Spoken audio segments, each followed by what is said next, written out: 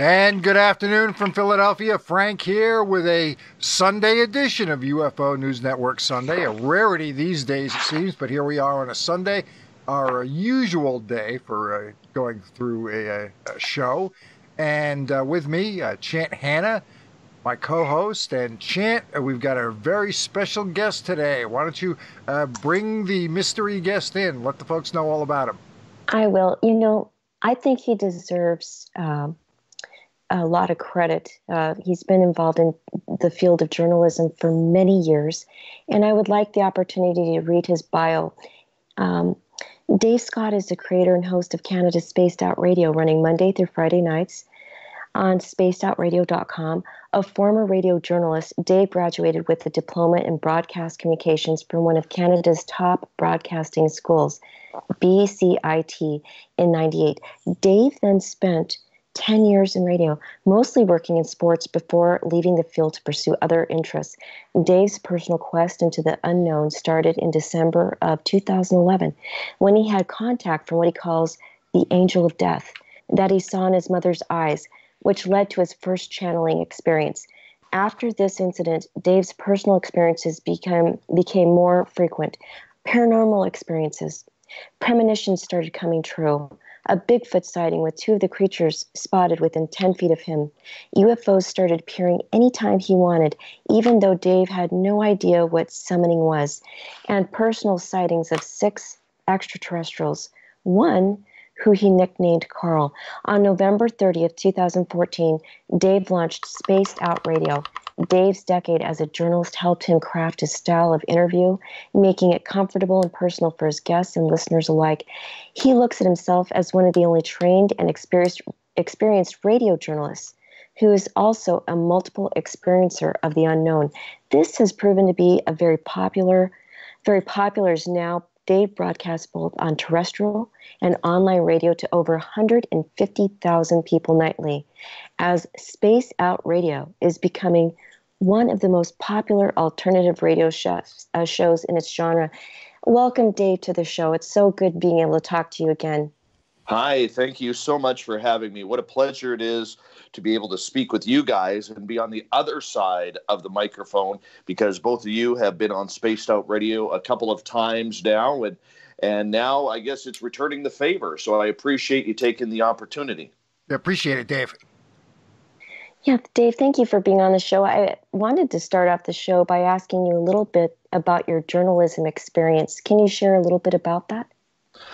Well, what kicked things off for me was back on December 13th, 2011. And it was a night that I will never forget, because my daughter at the time was 11, 12 years old, and she was going to be going on a Christmas cruise with her grandparents, and I wasn't going to be able to see my daughter over the holidays, over Christmas and New Year's. So my side of the family, because my ex-wife and I were no longer together, so she was going with her mom's parents down to the Caribbean, and I was very, very jealous of that, but because I've never been.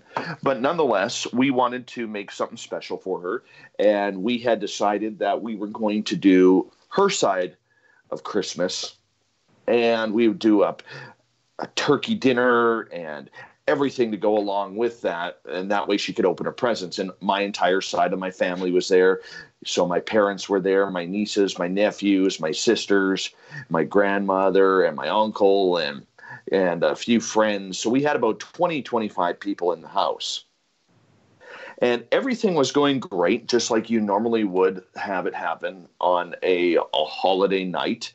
And we were just having a good time. This was a Wednesday night, and everything was just perfect. Then at about 7:45 p.m., my parents announced that they were leaving. So I happened to be in the dining room, living room area of my house at that time, just kind of tidying up some dishes and some garbage, like Christmas wrapping paper that was around. And in the other room where the kitchen kind of met up with the television room, that's where everybody was, because there was a Canucks hockey game on. They were playing the Columbus Blue Jackets, and and the kids were in there, and everybody was kind of chatting and laughing, and dessert was being served and all of this. And so I decided to make my way into the kitchen because that's where my mother was, and my father was, somewhere else. And we were making our way to the kitchen, and I remember putting like the plates and glasses on the dining room table so that way I could have my hands free for my mother to give her a hug. And I walk through the threshold. I take one step through the threshold of my dining room into my kitchen. And this is where my entire life changed. In a 3-second span, as I took that step from my dining room to my kitchen, I noticed something. There was no sound on the television. Everybody was standing still. And I had my arms open, waiting for my mother to come in and embrace me with a hug, and realized that there was something odd happening. My mother's beautiful blue eyes were jet black, with her pupils now white, staring at me. And I kind of tilted my head to the side as I'm looking into my mother's eyes. And my mother had this look of shock in her eyes, kind of like, "Oh, you see me." And I immediately got sick to my stomach and wanted to burst out crying, because at that moment I knew, I don't know how I knew, but I knew I was looking into the eyes of the angel of death. And as I recognized it, my mother kind of shook her head. Her eyes went back to blue. The sound on the television went back on. And everybody in that room started talking and doing whatever, moving around and doing whatever they were doing at that time. My mother came in and hugged me like nothing had happened. And I'm standing there stunned, absolutely stunned, because I know what I just saw. I'd never really had anything paranormal happen to me up until that point. And I ended up walking down the hallway to my bedroom. And my wife, Jolene, kind of followed me, and she goes, "What's wrong?" And because she's quite empathic. And I said, "I just saw the angel of death in my mother's eyes." And so I quickly gathered my emotions and went back to the door where my parents were now at the front door, getting ready to leave. I gave my mother another hug. I gave my dad a hug and said goodnight to them. And then I caught my breath, went back inside, still feeling the need and the urge that I needed to break down and cry. Like, was this the last time I was going to see my mother? And so that was kind of on my mind the entire night. And a couple hours later, after everybody had left and the kids were now, excuse me, down in their bedrooms, going to bed for the night, I ended up going into the living room, and Jolene and I kind of sat down in our living room, and we had a love seat and a couch that were kind of right across from each other, and there was a table in between. So she's like, why don't we try and figure out what you saw? I said, okay. So she went and got some white candles, put the candles on the table, lit them, and I just kind of sat back and relaxed, and she just started asking me some questions. The next thing I know, I'm channeling the angel of death. I've never channeled before. I'd never heard of channeling before. My definition of channeling was having a remote control in my hand and flipping the channels very, very quickly. However, when you have a spirit enter your body, you fight it. And you just don't accept what is happening. So Jolene was really calming me down, letting me go through it. So that's what I did. And the message that I received, I don't remember the majority of that conversation between Jolene and the angel of death. But what I do remember is the fact that there was a very serious talk. The angel of death said that I was not supposed to see him. But because I did, he came, because he felt he owed me an explanation. He said that my mother indeed was very ill. My mother is a former colon cancer and breast cancer survivor. And what had happened over time, as my mother went through chemotherapy and radiation, and this sounds like such a jerk of a comment, but I will make it because it's true. My mother became addicted to the sympathy that she was getting. And so we as a family were watching this happen. And instead of fighting and trying to get better and healthy, my mother seemed to really enjoy being sick. And it pissed us off. It pissed off my sisters. It pissed off my dad. It pissed off me. Like, you would call up my mom's house, mom and dad's house, and mom would answer the phone and she'd be like, hello. And you'd be like, hi, mom, it's me. And she'd be like, oh, I'm in so much pain. The pain, the pain. You know, I'm exaggerating there a little bit, but that's typically what it was like. And you just got sick of it every day. And, you know, my sisters and I stopped calling my mom. And, you know, if we called, it was, hey, can we talk to dad? And all of this. And anyways, the angel of death really scolded me for that, because my mother was in pain. She was sick. She was not healthy. And he said, and I will never forget this as long as I live, he said, if you as a family do not start showing your mother more love and respect, I'm going to take her home. He didn't say heaven. He didn't say hell. He said, I'm going to take her home. Well, this scared the living daylights out of me. So I remember asking him, how do we keep my mother alive? He goes, start showing her that love and respect. Start calling her. Start appreciating her.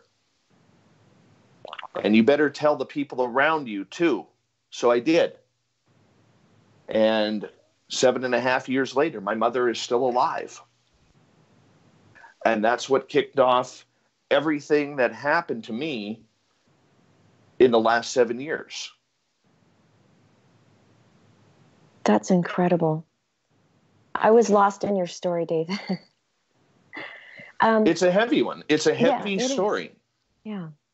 It's fascinating. Also, you touch upon a subject about 6 extraterrestrials, and one you've named Carl. Do you care to talk about that just a little bit for our listeners? Sure. I'm an open book. So as everything kind of moved forward with my experiences, do you mind if I take a little bit of the long road? Let me ask. Oh, yes, please do. We got plenty of time. All right. So after that incident with my mother, within a couple of days, I noticed I started having intuitive premonitions. I remember going to a rock concert a couple days later with a very, very famous band, seeing the guitarist on stage and telling my best friend that she was going to meet him and date him. They ran face to face into each other 11 months later at the Hard Rock Hotel in Las Vegas and started hanging out. That was kind of impressive for me. I started almost automatically after that, my house became haunted. We started getting ghosts coming around, whether it was around me, whether it was around my kids, whether it was anything. We started getting these spirits around. And I started shortly after that, I met a gentleman named Pascal, who is probably one of the most important and influential people that I've ever had in my life. And Pascal, the first night I met him, came in and he said, how far down the rabbit hole do you want to go? And I said, well, let's just go all the way, because curiosity is what was taking this over. So I figured, let's try it out. Let's see where it goes. So now, Dave, just to jump in, at this point, you're still, in the Vancouver metro area? Yeah, I'm about an hour east of Vancouver in a city called Mission, British Columbia. Okay, you're working in the media actively at this point as well? No, I got out of radio on July 4th, 2007, 10:47 p.m. I signed off the air for the final time. Okay.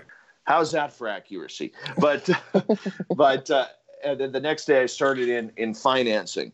And, the reason why I got out of radio, Frank, I had my dream job. Okay. I was always a sports guy. All right. I always wanted to work in hockey. I always wanted to work in the NHL. I knew I was never going to do it as a player. I was coaching hockey on the side, which I was having some success with. I had coached up to a level called Junior B, and that's a good level for folks not familiar. Yeah. And, I was a hockey instructor. I trained 15 kids that went on to play pro. 4 of them made the NHL. And it was pretty exciting times. Like, that's what I wanted to do in my life. I wanted to be a hockey coach or involved in hockey. So I figured one of the best ways that I could do that while I was coaching hockey was to get into radio, sports radio as well, because then I would have the ability to talk hockey almost every day. And so in 2007, I decided to get out because after 10 years of trying, almost having some luck, meeting some great people along the way, I ended up just having a tough time living. All right. I got sick and tired of trying to decide, do I pay rent or do I eat? Or do I put gas in my vehicle to get to work? And it just wasn't. I'm 34 years old at this time, and it wasn't conducive to what I was trying to do. So in that run, and I changed careers, it was very difficult for me on an emotional level, not on a personal level or a financial level, but on a personal level, it was very difficult for me. And it was something that I never thought I would do because I really wanted to do this, and just never got that opportunity. So I didn't start Space Out Radio until November 30th, 2014. Now, at that point, I had had some major experiences. So it was like a buildup, like going back to where I predicted this happened with my mom, to predicting my friend was going to date a rock star, to my house becoming haunted, and meeting Pascal and him kind of working with me for the better part of 2 years to try and figure out what the hell is going on with me, and him taking me down this rabbit hole where I was working on this channeling stuff that I was very unfamiliar with, and working on other things as well. Can you tell us a little bit more about Pascal? I mean, does he have an academic background? Is he a channeler or a psychic, or just a guy you met? Pascal is this beast of a man who is about 6'4", about 350 pounds. The hands, the size of a football offensive lineman. Okay, and yet the kindest soul you'll ever meet. Okay, I wouldn't want to piss him off because I mean, he, one punch and like you shake his hand and he lets you know that he is a very, very strong man, but the heart of gold. And he has been spiritually working with people for a couple of decades, and he is one of the kindest people I've ever met in my life. And so, like, he never went to school for this. He's a brilliant man. He has a very high-paying career, but the spiritual side is what really drives him. And so we started working on all of these different techniques. So once to twice a week, we were working on the channeling, and then we were working on my intuition to try and build that up. And he's very spiritual. So he holds spiritual sessions where, he would clean your blockages and all sorts of chakra cleansings. And I didn't know what any of this was. To me, being I don't want to say I was a five senses guy because I always believed in the strange and weird, but it really was an eye-opener for me. Like some of the conversations we had, he'd be like, get mad at me. Hit me if you need. Hit me. And I'm like, I'm not going to hit you. He's like, why not? Why don't you want to hit me? I said, because I respect you. Why should I hit you? And so we would go on these long drives for like 2-3 hours into the middle of nowhere, no destination, nothing. And it was all about trying to cleanse and get rid of my anger and my anxiety that I had built up over the years. So that way I could be more spiritually fulfilled. And it worked, like I didn't believe in that crap, but it worked. And the more I worked with Pascal, the more we opened up. And that's when I started recognizing things more. Like we'd go on these long drives and I would see shadows along the side of the road, whether it was people or animals. You pass that part of the road, there's nothing there. It was heightening my intuition every day that I talked to him. And it was really heightening up the channeling. And as the experiences kept coming, heading into 2013, he started saying to me, Dave, my guides are telling me you need to start working with extraterrestrials and UFOs more. And I said, no. I said, that stuff scares me. And he goes, why? He goes, that would have been my question. I was going to interrupt you again and ask you that same question. Oh, yeah. So, yeah, okay. Oh, yeah. He goes, well, but this is where it kind of turned. He goes, he kept bugging and pestering me. He's like, you don't have a choice. And I said, what about free will? I do have a choice. He goes, well, the guides want you to start working with extraterrestrials. You need to start embracing the ETs. And he bugged me about this for months. And I fought it. And I'm like, no, I'm not going there. No, I don't want to go there. They scare me. I saw fire in the sky. I saw what happened to Travis Walton. I'm not going there. I'm not going to get anal probed like Whitley in Communion. No, I'm staying right away from that. And anyways, this continued. He kept on pressuring me. And as he pressured me, I started seeing UFOs in the sky. It got to the point where we would call people over and say, hey, it's a beautiful spring night. Come on over, hang out on our patio. We'll have a cold beer and we'll watch some UFOs fly over. And this one instance I recall, when I told friends that, we saw 2 UFOs. The first one was at about 10 o'clock at night. And we ended up seeing this orange rod. It looked like a dumbbell. The old school dumbbell, where we saw this orange rod with 2 silver orbs with a silver orb on either end. And we watched it fly from the southeast to the northwest. And from there, my friends were like, holy cow, how did you know that was going to be happening? And I said, I had no idea, but I have a feeling we're not done. I have a feeling there's one more, that we're going to see more. And 25 minutes later, when you get about halfway through a bottle of beer, you start to kind of tilt your head back to drink. Well, that's what I did. And as I tilted my head, my eyes kind of looked up and something caught my eye. So I brought my bottle down. I brought my head back up to see what it was. And I said, what the F is that? And my friend said, where? And I pointed up to the sky. And my friends were like, oh, my God. There was a black triangle hovering over our house.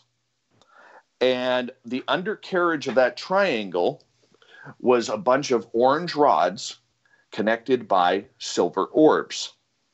And we watched this, and it was a cloudless night, beautiful night.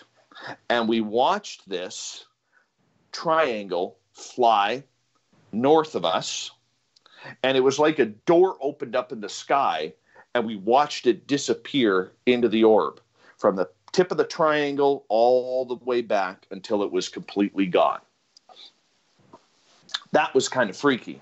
Mm-hmm. So, of course, I get back on the phone with Pascal and tell him about that experience. He goes, are you going to believe me yet? I said, fine, I will do it. I put my trust and faith in you, and I will do it. What the hell?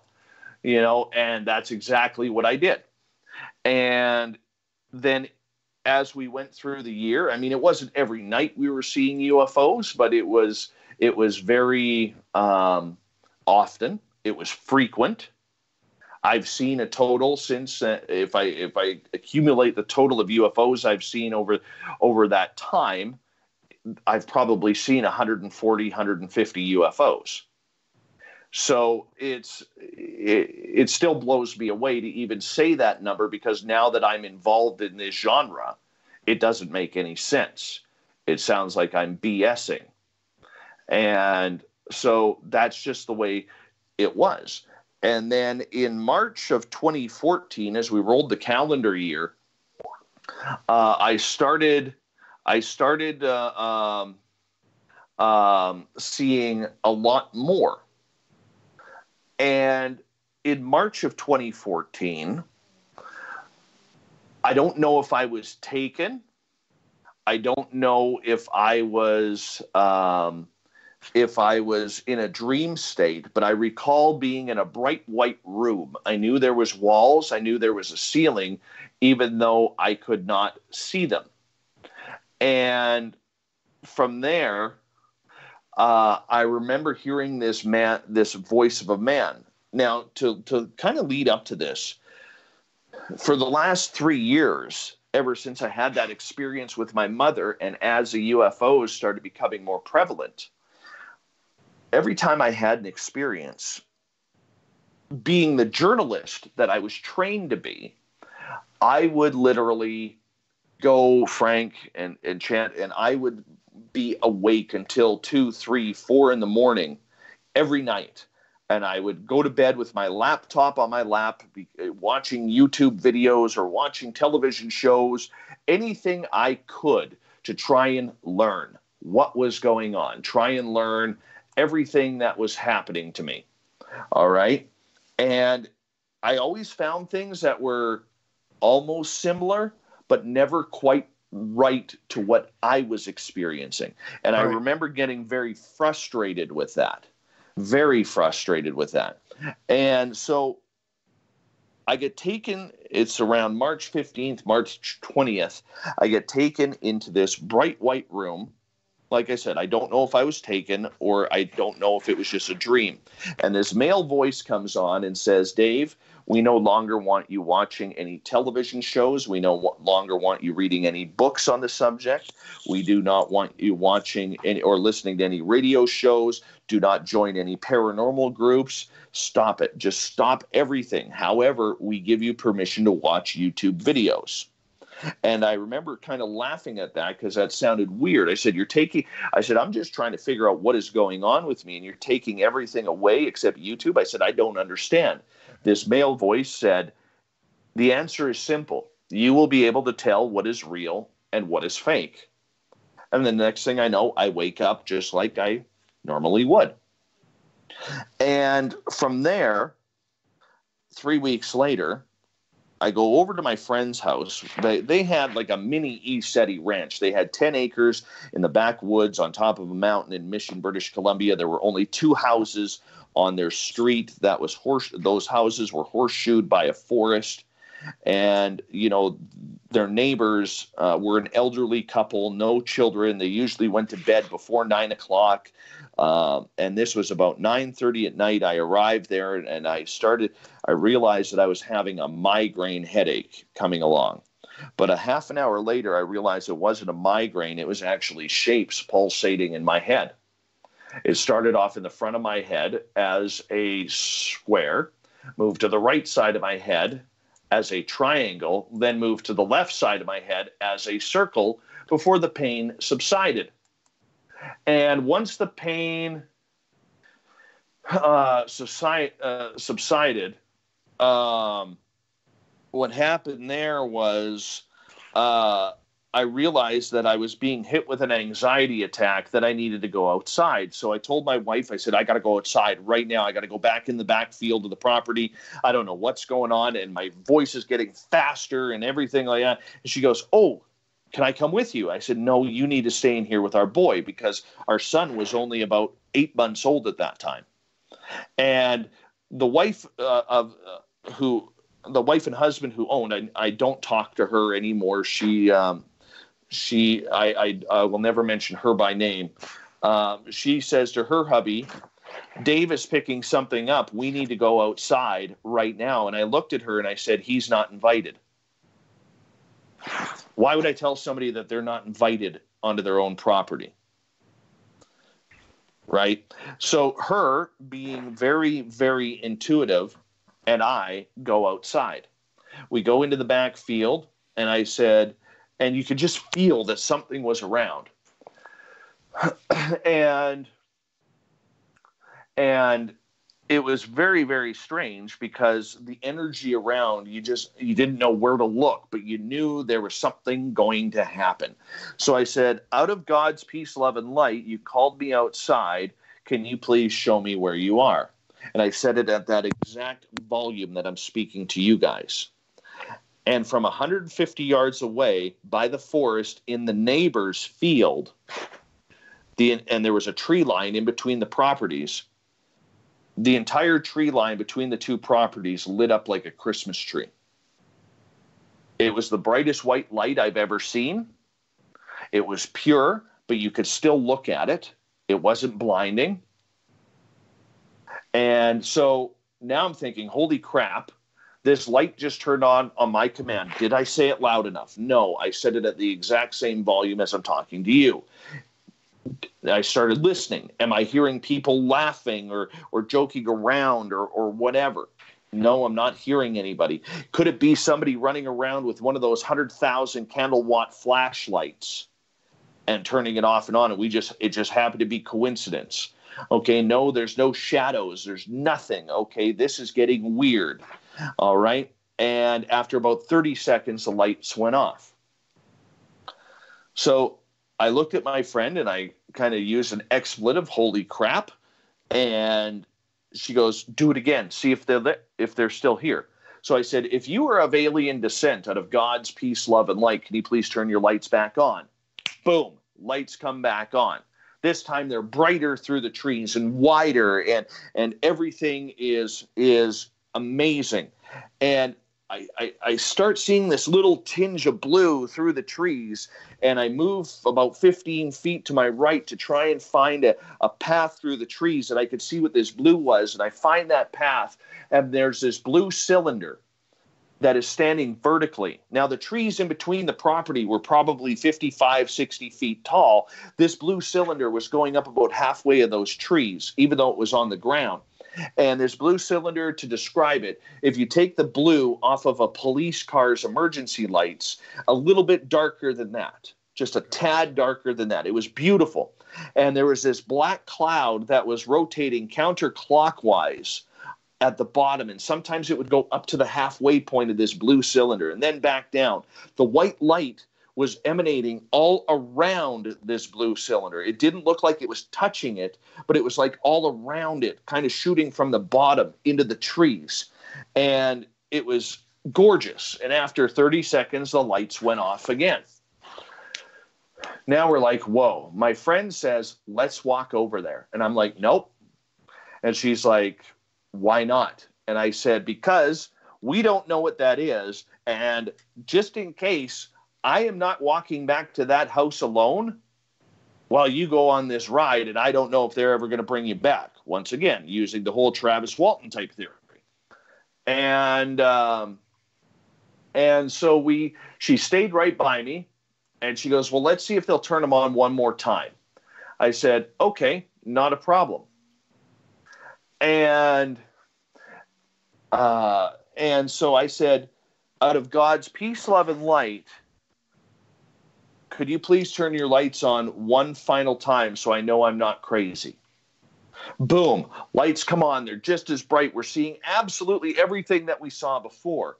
Now, guys, you know how in ufology there's a big debate on whether or not these so-called power-ups, that we see these lights in the sky and all of a sudden they go really, really bright and then disappear. There's a big debate on whether or not those are satellites where the sun is reflecting, or something along those lines, right? Well, some of them absolutely are. I've seen plenty of them, and some of them absolutely are. The reflection, a lot of times they're Landsats with solar panels. And absolutely. And you can kind of tell. I've done enough sky watching myself. You can kind of tell a little bit before it happened. So, yeah, they're fun to watch. They're amazing, but those are our stuff. Those are our spacecraft. Yeah. So, exactly. So I saw a lot of those, and I always considered them satellites because I wasn't into the whole UFO thing. But after 30 seconds of this craft having its lights on, it turned its lights off and then powered them up really bright, then turned them off, powered them on really bright, turned it off. Did that 10 times before the craft disappeared. And we were standing there trying to communicate with it again, didn't hear a damn thing. It was gone. Gone, completely gone. So after about 10 minutes of trying to recommunicate with it, we go in the house, kind of blown away, tell everybody what we saw. Now, me being the journalist, or the former journalist now, I didn't sleep for 5 days. We've just had a close encounter of the third kind. You know what I'm saying? Right. And now I'm trying to figure this thing out of what it was I saw, and I'm breaking down every second in my brain, trying to look online to see if anybody has seen blue cylinder UFOs. Can't find a damn thing about it on Google or anything. I'm frustrated. So on April 14th, 4 days later, we get a phone call from the lady of the house that says, hey, I've met this new friend. She's a lifelong ET contactee.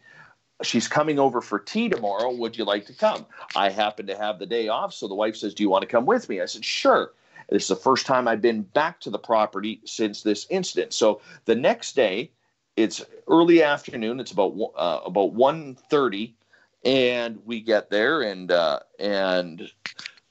kids are all in school, and it's a beautiful spring, sunshiny day, not a cloud in the sky, with that warmth in the air, that humidity, warmth that we get on the West Coast. And we're sitting there, having this chat, and I don't want to sit down. I'm like pacing, and I'm looking out the windows to where this happened, because it's my first time back there since 5 days previous, where we saw this craft. And Samantha Mowat is her name. And to me, she's the best kept secret in ufology. She comes up and she says, Dave, you look like you want to go outside. I said, yeah. She goes, do you want me to go with you? I've met this girl 25 minutes. And I said, sure. So we walk back into the field, and we walk in from our neighbor's side, or from our friend's side. I'm showing her where this craft was in the neighbor's side. And Samantha's quite intuitive, and she starts picking up this craft. And she goes, okay, I can see where it was, and I'm picking up the energy. And then after about 15 minutes, it's about 2:00 in the afternoon now, and Samantha says, Dave, do you want to go back in the forest with me? And I said, sure. And she goes, we're probably going to see something. And I just knew. I don't know why, but I just knew that something was going to happen in the forest. And I said, sure, what the hell? But there were 4 dogs with us. 2 from the farm, and my 2 dogs that we used to bring over there to the farm to run around, and all the dogs were friends, and they would play, and they'd have a good old time. And Samantha then says, I don't know if we're actually going to see anything, because from what I know, ETs don't like dogs. And I said, well, what the F? Let's just go in there and see what happens. She goes, okay. So we're hoping the dogs won't go into the forest. But when we start making our way down towards the fence line to cross into the forest, the dogs run in, and all 4 dogs run into the forest. So we watch them, and we're watching the dogs all around us. We get about 50 yards in. Samantha stops us. She goes, Dave, where are the dogs? All 4 dogs were gone. Don't know where they went. So, being stupid white people, after having 4 dogs just disappear, we decide we're going to just continue on. Because if you look at the horror movies, it's always the white people who continue on and do something stupid. There you go. So we continue on, and we walk another 50 yards into the forest, and we come to this opening. Now, for people who've been in a big, deep forest, you understand what I'm saying is from the canopy, if you look above from Google Maps, it looks very, very thick. But you get underneath that canopy, it's wide open. Sure. And so Samantha stops me, and she goes, and she's about 18 inches away from me, and she goes, Dave, I want you to look at me right now. And so I turn and I look at her. She goes, I don't want you to be afraid. I want you to look that way. And she points north and tell me what you see. So I stopped. I took a deep breath and I turned and I looked to the north. And for the next 5 minutes, I said, Samantha, what the F is that?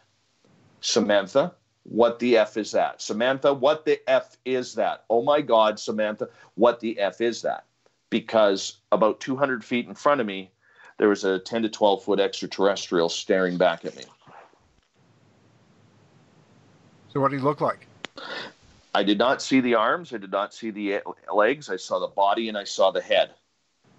He was very thin. He had a very round, bulbous head. And it was just standing there. It was a creamy colored white that eventually morphed into a brown, almost like the color of a giraffe type brown.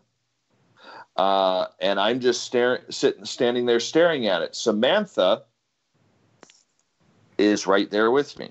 Okay, Scott, I've had many questions, but I do want to ask you this one, and that is, did it appear as though he was wearing a suit of any kind? No. And, okay, I have more questions then. Fire away. Was he communicating with you telepathically? No. Okay, and then my other question is, did you instinctually feel, what did you instinctually feel, viscerally when he stared at you? Did you feel fear, love, compassion? What kind of feelings struck you at that moment? Okay, great questions. Let's get back to the telepathic question, because Okay. I did not hear anything. There was a second being there. And I did not see that second being. Samantha did. That second being starts communicating with Samantha telepathically. The being says to Samantha, now you got to realize my entire concept of extraterrestrials is Travis Walton's Fire in the Sky. Mm-hmm. That's my entire concept of extraterrestrial contact. Okay, even though I had seen E.T. and Close Encounters of the Third Kind, all I have in my mind is Travis Walton's Fire in the Sky. And the movie version, not the real version. And anyways, this being, second being that I did not see, starts communicating with Samantha and says, you are more than welcome to come over to us and say hello. We're not here to harm you. We're not here to take you. We're here to introduce ourselves. However, we are very concerned about the man's health. Which man? You mean you? Me. Okay. Okay. And Samantha says to me, do you want to go over there? I said, hell no. No. I saw what happened to Travis Walton. No, not going over there. She goes, well, I'm going over there. I'm like, please do not leave me. Please do not leave me. And eventually my begging caused her not to leave me. And she stood there and we're staring at these creatures and I'm only seeing the one. Now, I want to preface this. I was not, to answer your second question, I was not afraid of what I was seeing. What I was afraid of was I am 40 years old at this time, going to be 41 in a month's time, and nobody in my life prepared me for the unreal, the unbelievable. Okay, I was brought up in a family where God is good, the devil is bad. If you're good, you go up to heaven. If you're bad, you go down to hell. But nobody ever prepared me for what happens when you're face to face at 2 o'clock in the afternoon with an extraterrestrial. And that's what happened. So I was having this entire internal battle because my brain was not comprehending what my eyes were saying. Look at this, mofo. This is real. This is right in front of you. And my brain couldn't get it. And thank God I had Samantha there, right? And we were there for about 20 minutes looking at these damn things. Never once did I feel fear of them. I felt fear that I knew that the life I knew at that point was now over. It was gone. You can't turn back when you see something like that. You can't go back to the way it was, which was good. I had a nice, happily boring life. And you just cannot go back. And that's just what happened. Okay, I have more questions. And that, do you want me to ask them all at once? Because I have quite a few. One is, do you feel like your mind or your consciousness, rather, at that moment when you were in the presence of these creatures, do you feel like it was being expanded or closed? The reason I ask is because a lot of experiencers, contactees, and abductees have reported their mind either being shut down for something to happen and then they're missing time, or that's being opened up to expand to increase their knowledge base on something. I would say they gave me what I could handle. Okay. They gave us the choice because they knew Samantha. Okay. Samantha was very familiar with them. Mm-hmm. All right. And they gave me the choice. Mm-hmm. And part of the argument I was having with myself was that my inclination was extraterrestrials are bad. We don't need them. Okay, get away. There's nothing good that can come from extraterrestrials because of what I saw in Fire in the Sky. Mm-hmm. But here I'm being told and having this experience that is a complete 180 from what I thought I knew. And so they only gave me what I could handle. If I wanted more, which was meeting them, they gave me the choice. They gave me that free will. Okay. I've kind of an odd question to ask you, although this is an odd topic, but this is a very strange question. You've mentioned Travis Walton a few times, and, I interviewed him. One question I had wanted to ask him, but I actually didn't have time, was this, and I'll ask you instead. And in the movie, I noticed this was brought up in the Fire in the Sky movie. And that is, it's been reported that humans have traveled with aliens, that people have actually seen them with extraterrestrials. Do you suspect that extraterrestrials ever have human companionship on these ships when they travel? Oh, goodness, that's a deep question. I have been taken 4 or 5 times that I can recall, okay? And only once did I see other people on there. Only once. And that was an experience. I don't recognize any of them. I couldn't tell you what they looked like. I knew there were people in front of me. I knew there were people behind me. But only once. Could it be possible? Sure. Absolutely it could. I mean, you look at the amount of people that go missing, okay? There are rational explanations and then there are not. I always like to have this quote from Butch Witkowski, okay, from UFOcop.com. And I love and admire Butch very, very much. And Butch has a friend in the FBI who has given him statistics that in the United States, approximately 1.3 million people go missing on a daily basis. Okay? Or not on a daily basis, pardon me, on a yearly basis. And out of those 1.3 million, the FBI breaks it down. Okay, who disappeared, who committed suicide, who just ran away, who was murdered, okay, all of this, who was kidnapped, all of this kind of stuff.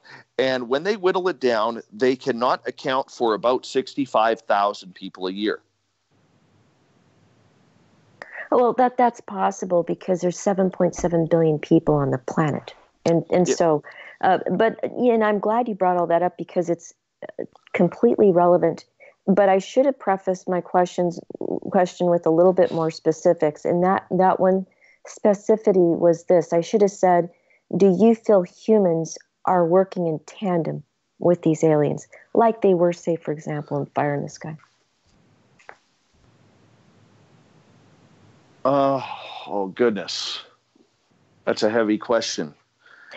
Yes. Yes, Okay. I do.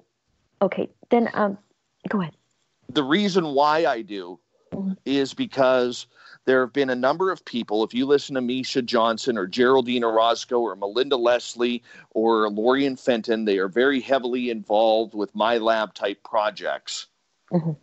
Okay, where they have themselves, a couple of them, seen humans working alongside of aliens during a MyLab experience, mostly a reptilian type race.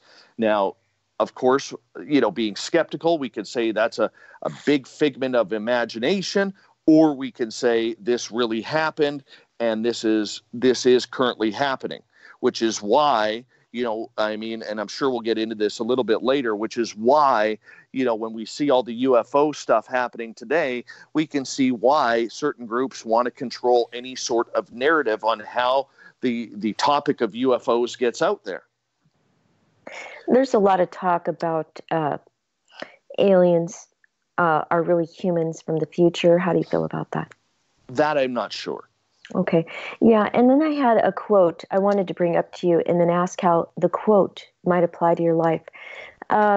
Dr. Anna Freud, the youngest child of Sigmund Freud, said this: you have to have a great love of the truth, scientific truth, as well as personal truth. And you have to place this appreciation of truth higher than any discomfort at meeting unpleasant facts, whether they belong to the outside world or to your own inner person.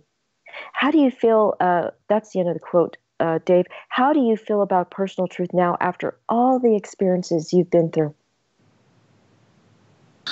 I would say that I don't need my own disclosure. I've already had my own disclosure. I know this phenomena is real. I know that there is things going on that I cannot explain, which is why I have a ton of questions, which I know in the end was the reason why Spaced Out Radio was created, because I knew I wasn't the only one out there. There had to be more, and I had to learn. All right. I'm not a researcher. I'm not an investigator. I'm a journalist. The only thing I know how to do is ask questions. So when I'm asking questions in regards to this phenomena, I knew that I wasn't just asking questions for myself. I was asking questions for everybody else out there who felt that they didn't have a proper voice in what was going on. And was that a catalyst for getting the show started? Huge catalyst. I had no intention of getting back into radio. I didn't want to get back into radio. When I left radio, Frank, I had on the table to become a what they call a bird dog scout with an NHL team. I walked away from radio, and I walked away from a previous life that I didn't want anything to do with. I had a real sour taste in my mouth. Okay, so Johnny Enoch, a gentleman who is this past year has become very popular in the field, and if you haven't interviewed him yet, I would suggest that you do. I know the name. Yeah. Johnny, who is speaking today along with Samantha at UFO MegaCon in Laughlin, Nevada, he was the one who actually convinced me to get back into radio. When I left radio in 2007, I had no idea that by 2014 that there was this entire online concept of online radio. Okay. I had no idea that there was any of this going on. And my idea of radio was still old school traditional radio, where you go to the radio dial and you start checking for stations. Had I heard of Coast to Coast and Art Bell before? Absolutely. Art Bell was a hero. All right. Art Bell was a complete hero. But I had never heard of anything to do with online radio or anything along those sorts. And so when Johnny convinced me, he's like, I'm like, well, what radio station is going to pick us up? We just can't go into a radio station and say, hey, we've got this concept, put us on the air for 2-3 hours a night. We're like Coast to Coast AM. That's not how radio works. And he's like, no, dude, we're going to do it online. And I'm like, what the hell is all this online stuff? And that's where I first heard online radio was my own show, because I knew nothing about it. Nothing. So that was the catalyst on getting the show going, because Johnny convinced me to do it, number one. And number two, he felt that there was that I could bring a new perspective, a journalistic type perspective to this field that was lacking. And boy, was he right on that end. I have a few more questions I wanted to ask on this topic, and then I wanted to move on to another one. And that is, Dave, do you feel people who have had adult ET-related experiences may have been abducted as a child, or been an experiencer or a contactee as a child? Oh, goodness. I have no idea on that one. Okay. I think it's very plausible. Mm-hmm. I think that it is very, as a child, we don't know, as we grow older, what is imagination and what is actually real. I mean, could I have been taken as a kid? A good friend of mine, psychic Derek White Sky Cloud, believes that I was. And it's funny because he said you were taken on it while you were on vacation in Saskatchewan when you were 7, 8 years old. Well, I just happened to be on vacation in Saskatchewan when I was 7 years old. Oh, wow. So, is it possible? I would say, sure. It's very possible. Yeah, I asked also because something you are already aware of, and that is there's been reports, many around the world, of generational abduction, where it just goes back throughout an entire line of family members by many generations regarding possibly being an abductee, an experiencer, or a contactee. The other question I had is regarding the topic of MIBs, BECs, cryptids, and for our listeners who are a little new to the topic of ufology, I'll go and break that down for you. That's Men in Black, black-eyed kids, cryptids. Dave, how do you feel those three topics fit into the topic of ufology? How do they tie into it? Do they tie into it? Oh, yes. Oh, okay. I love that question because I love those topics. Okay. Here's what if you talk to people like David Weatherly, John Tenney, Nick Redfern, three of the biggest names who kind of comb over the entire genre of, if we use the word paranormal as an umbrella term, which really it should be made as an umbrella term rather than using the word paranormal just for ghosts. Okay. There is a major tie-in between everything. There's this thin little thread that connects everything, and we have not been able to figure out what it is. The investigators who have been doing this for years, the credible investigators, will tell you that there is something huge about that, how it all seems to tie in, because for a lot of people, they just don't have an alien experience or a paranormal experience. It is a catalyst to something else going on. And I do believe all of them are connected. Now, me personally, I've never had encounters with Men in Black or black-eyed kids. I have had an encounter with 2 Bigfoot. I've seen fairies. I've seen what I like to call a wood nymph. I've seen shadow people. All right. I've seen quite a bit over the years. Are they all connected? Well, my story, if you buy my story, which I'm not going to BS anybody, but it's up to anybody whether or not they want to believe, in my personal story, why did this all connect? Why did this all happen? That shows me that there is some sort of link and connection between it all. Now, talking with David Weatherly, John Tenney specifically about it, I absolutely feel that there is something to do with it. There is something that goes on with both or with all of these genres. It's just we as humans have a tough time in trying to understand or formulate why it's all going on at the same time. Okay, yeah, thank you very much for that comprehensive answer. I happen to love the topic of Men in Black and black-eyed kids. I also love all the rest of the topics you brought up. The Men in Black and black-eyed kids seem to have a lot in common, although they are distinctly different. Anyway, I did have another question for you, and that is, why do you think extraterrestrials contact some folks and not others? Oh, goodness. I think for a lot of people, okay, and now everybody who has an ET story, I'm not sure if I believe them all. Okay, I think there are a lot of people out there who want to say they've had an experience. Okay, they want to say that they have had something. They want that to be that conversation piece. I think that goes along with a lot of encounters. But there are people out there who are being told things. Like when I hear someone, and this is one of the questions that I have, and I'm not sure that I really buy into it, okay? When you get somebody who, say, works at the local, I don't know, pick a place, the local hardware store or the local donut shop or gas station or shopping mall, when they say, oh, I've got these downloads from ETs, I don't know if I buy that, okay? Because I know with me, I can't sit there and say that I have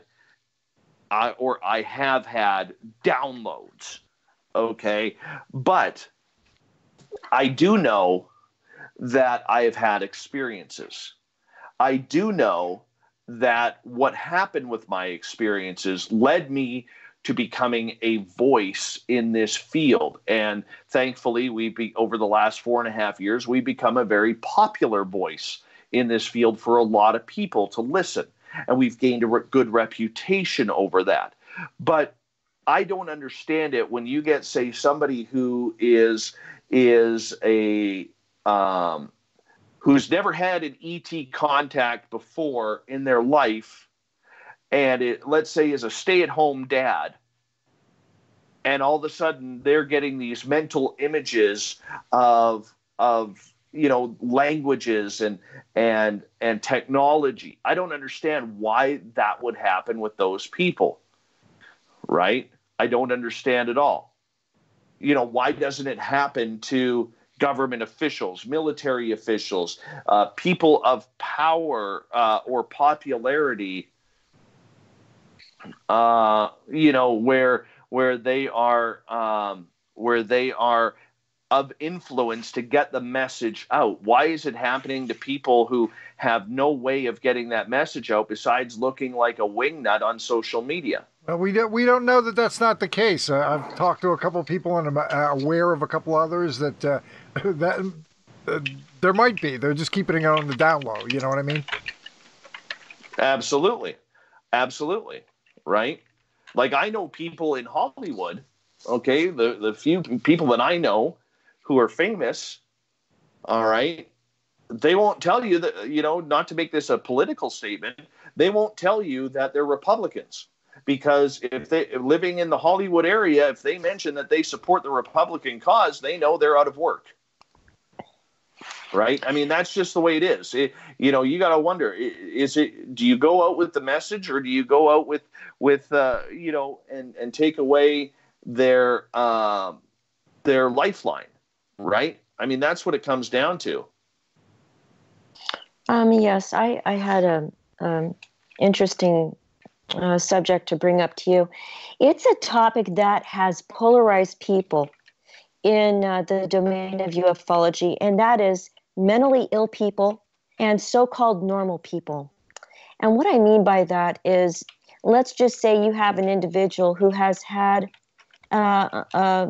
due to unfortunate circumstances, maybe they were born with the mental illness or they acquired it later, like in life, like say, for example, PTSD from war or trauma of any kind. And this mentally ill person, as they're categorized by science, ends up having an experience with ETs, and then go ahead and take the normal person as they're categorized by science, meaning they don't appear to have any mental challenges in the sense of having like a mental illness, like say schizophrenia or PTSD, fill in the blank. And this normal person has an ET experience. Why is it that the normal person is given more credibility than the mentally ill person? And the reason why I ask that question is I'm not sure that extraterrestrial civilizations necessarily care whether the person they're going to abduct or contact has any mental illnesses or not. How do you feel about that topic? Yeah, I would say you're very right about that. I think that whether they have some sort of mental disability or not, we have to look at those stories. I mean, hey, I make no bones about it. I suffer from a mental illness. I suffer from depression and anxiety. I've said it very, very. I say it many times on my radio show because I think the stigma of it is something that needs to be discussed. Well, just to jump in, Dave, you know, when you're talking about some folks who are having a difficult time with reality, you might be talking about folks who into a genuine psychosis where hallucinations are part of the illness.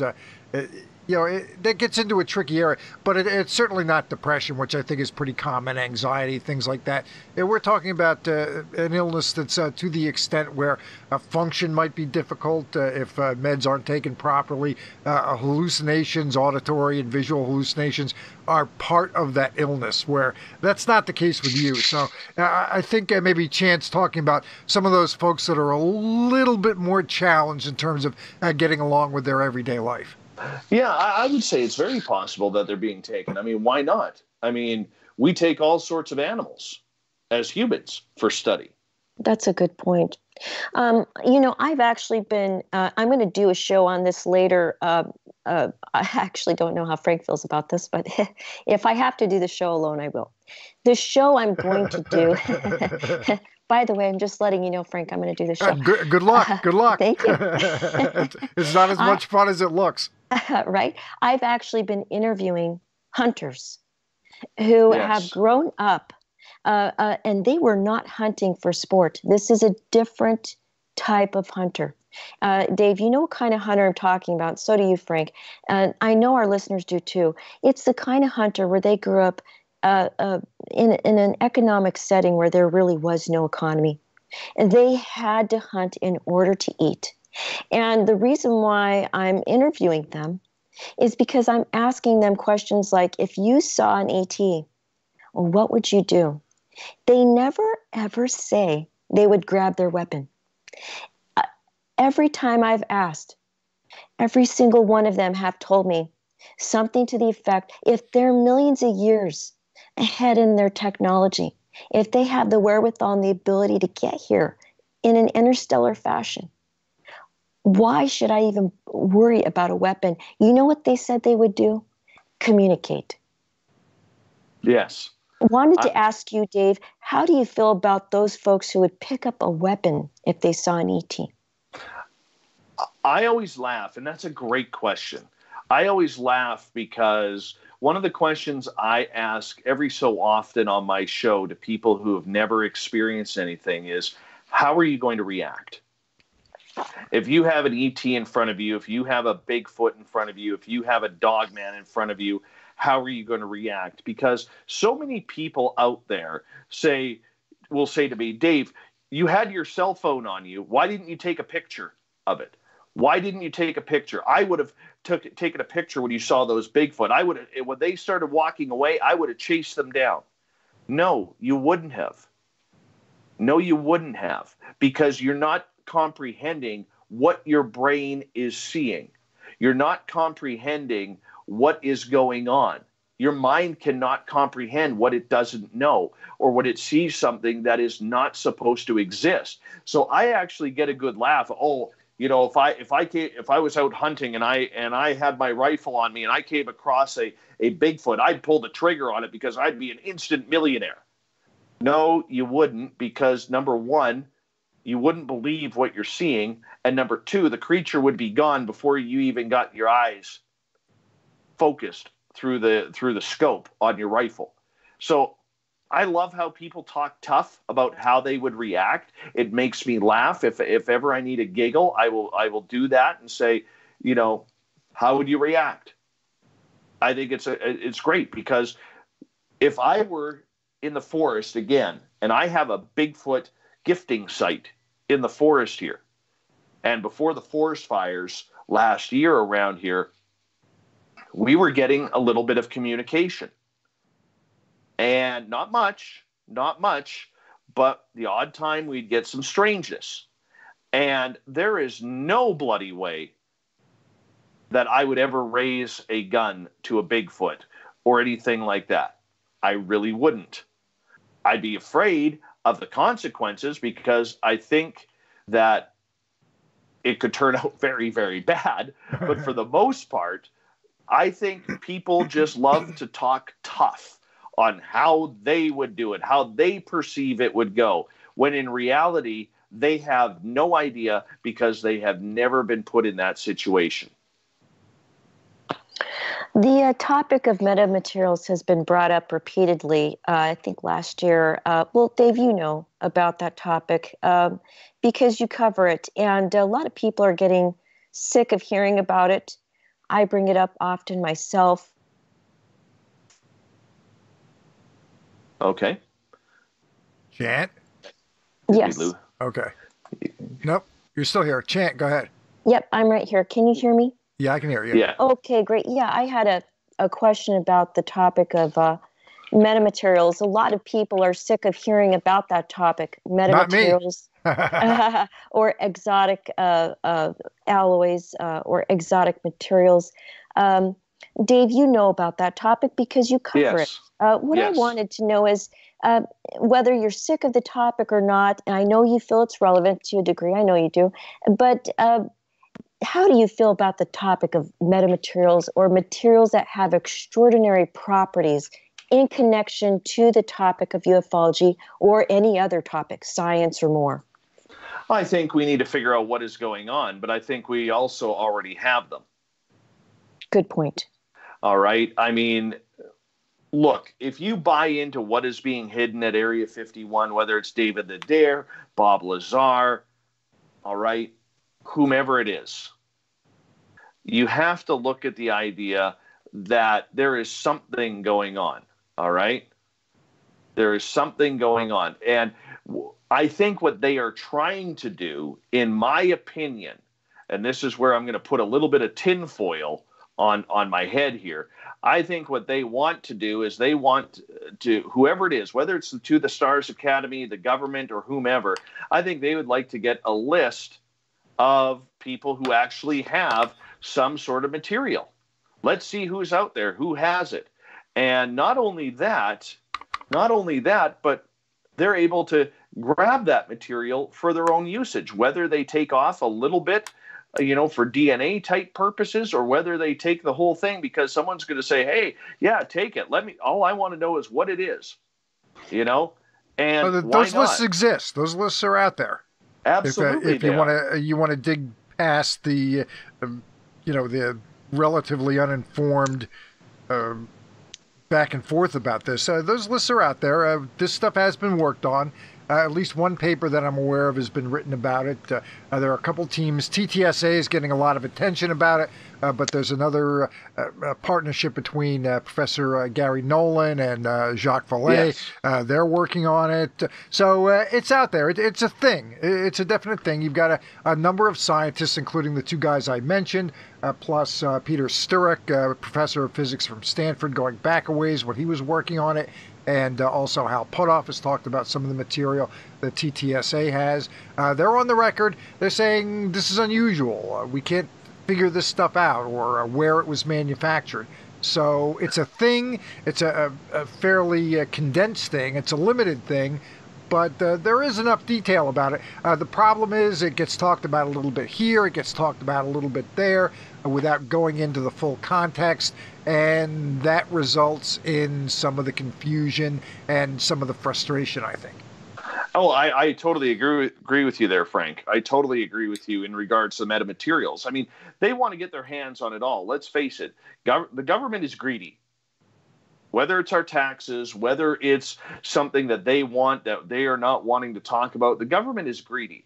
I think we can all agree on that. And with that being said,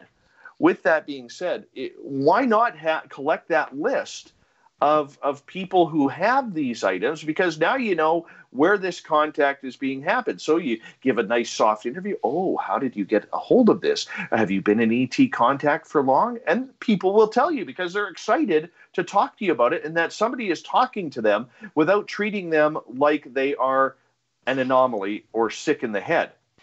So I can totally see why they would want to collect this for their own data. It makes sense. You know, is it a big deal to what we are doing in ufology on a personal level? No, I don't think so. I really don't.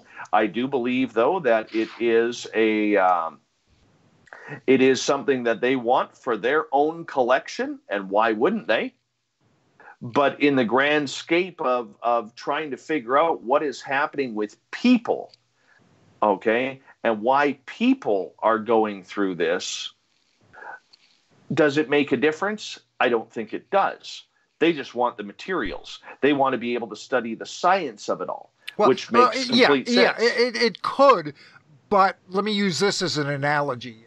Everybody was sort of into the race to the moon landing, a very big deal, the space race, the space program. Okay, they were looking at it in a context of, let's get to the moon. This is very exciting. This is a huge achievement.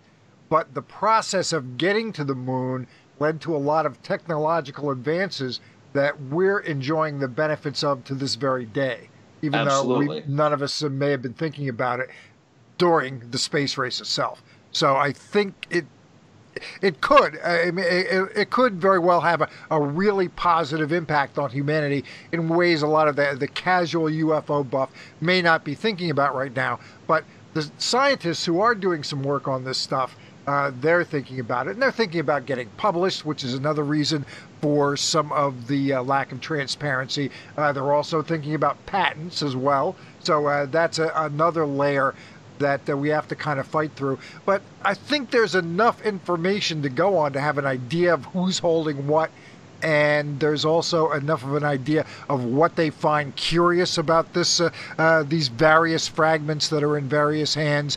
And right now it's kind of like just the proof is in the pudding. We got to kind of wait. But I think we've got about as much as we're going to have in terms of, again, who's holding what and what about these particular fragments are curious. I think that's about where we're at now. And maybe with this show coming out, the TTSA show is going to be on the History Channel starting in May, apparently. And hopefully we find out more then. Hopefully we get a little bit more then. But we're not going to get all of it because Green and Nolan, I'm sorry, not Green and Nolan, Valet and Nolan, they're working on their own little project separately. And I think that's more of a straight scientific, let's get published. Let's, maybe look to see what we can patent out of this type of effort. So we're going to find out more, I hope, but we're not going to find out everything. We're still going to have to kind of dig around the margins to get to the bottom of all this and see where it's going. Dave, I just did a pre-interview of a scientist who said that he worked for a certain organization for 4 months before Bigelow shut down the institute he was involved with. And he feels many of the people in TTSA, according to him, are actors, is how he referenced them. But anyway, he went on to say, after I asked him, do you feel that TTSA should provide some kind of scientific analysis reports for some of the claims they're making regarding scientific data that they feel they have? I asked him that question. He said, if any scientist or group of scientists or organization makes public their findings, ethically and scientifically, they should provide evidence for their claims, meaning in tandem at the same time that they make their claim. How do you feel about that? If an organization or a scientist says, hey, I made this incredible discovery, but they don't publish anything. What are your thoughts on that? Well, I think in general they're going to have to. Okay, and look, I know I have taken a lot of heat. If we're going to get into the TTSA discussion, I want to get into this first. I have personally taken a lot of heat from people over the last year because I have told my audience and listeners, take your time and let's study this a little bit. Let's see what the motivation is behind what they are doing. Is it for the benefit of the experiencer? Is it the benefit for themselves? There's a lot of questions that need to be answered. Now, one of my teammates with Spaced Out Radio is the former director of research for MUFON, scientist Dr. Chris Cogswell. Okay, Chris, in my opinion, is, I believe, going to be the next Stanton Friedman in this entire field. Yeah, he's got his doctorate in chemical engineering, I believe. Yes, he does. Yes, he does. I mean, he's brilliant, absolutely brilliant when it comes down to this. And he has a great feel for this field. He just wants the same answers. And so when I have a scientific question, I go to somebody who's much smarter than me because, dude, I love the woo. Okay, I love the woo more than anything. That's what means a lot to me, is getting some of these woo type stories out there, and the more weird, the better. That's what I enjoy. But I'm a storyteller. That's my job with the radio show. When it comes to the sciences behind it, I leave that to people who are much more in the know, because if you go back to high school and see my scientific grades, you'd be laughing at me right now that we could even be having this conversation. But what I believe is the fact that we do need to know. There has to be some sort of peer review as to what is going on. The big question is the To the Stars Academy going to respect the scientific community the same way that they have disrespected the UFO community and those involved? Are they going to hoard the answers for themselves, or are they actually going to share the findings that was originally discussed in their press conference when they announced the To the Stars Academy? And for those who do not know, a press conference that had no media members there. Yeah, that was back in October of 2017. Yeah, maybe October 11th, 2017. A couple months before the New York Times story broke. Yes. Obviously, I like Chris, and if you ask him a straight science question, he's a good source to get a good answer from. No doubt about that. I'm not sure I agree that they're sort of hoarding this information. They've been slow with it for sure. But the way I see this rolling out is basically they're putting together an organization. They need to generate cash flow. So step one is having that rollout where they say, contribute. You can own stock in our corporation here, this public benefit corporation, a nonprofit that they're having. They generate enough money to keep going a little bit more. They've got their cash flow, just like everybody who runs their own life has to generate cash flow to keep things going. It's got to come from somewhere. So they get that done. Then what they do is they get the media blitz in December, and that kind of runs a little bit through maybe March with Mellon's Washington Post editorial. So they get that going. They get some TV FaceTime.